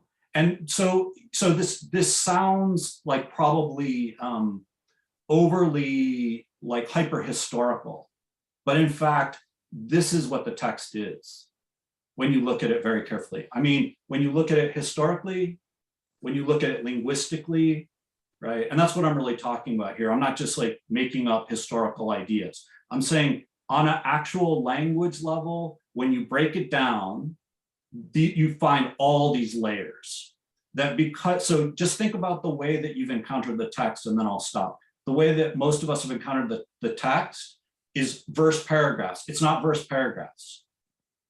The text is not in verse. This is a false assumption. It's more than that. It's a problematic translation methodology. I know why people want to do it. It makes it a lot easier. You just lay it all out like it looks like it's poetry, and people go, I love poetry, or nobody understands poetry, you know? But then when you go like, well, when you analyze it, one part of the text is prose, one part of the text is parallel prose, one part of the text is like poetry or aphorisms, and then you're like, all in one chapter? Well, then what do you do with that? And that's part of the interpretive challenge. So I'll stop. You guys got me on obviously a topic that I like and I'm interested in, but hopefully I didn't talk too much. So anyway, Sabay, thanks so much for coming. I hope to see you tomorrow. You know, have a good rest. Thank you so much. Thanks. And thank you everybody and Master Joe for participating. Stay well. Thank you very much.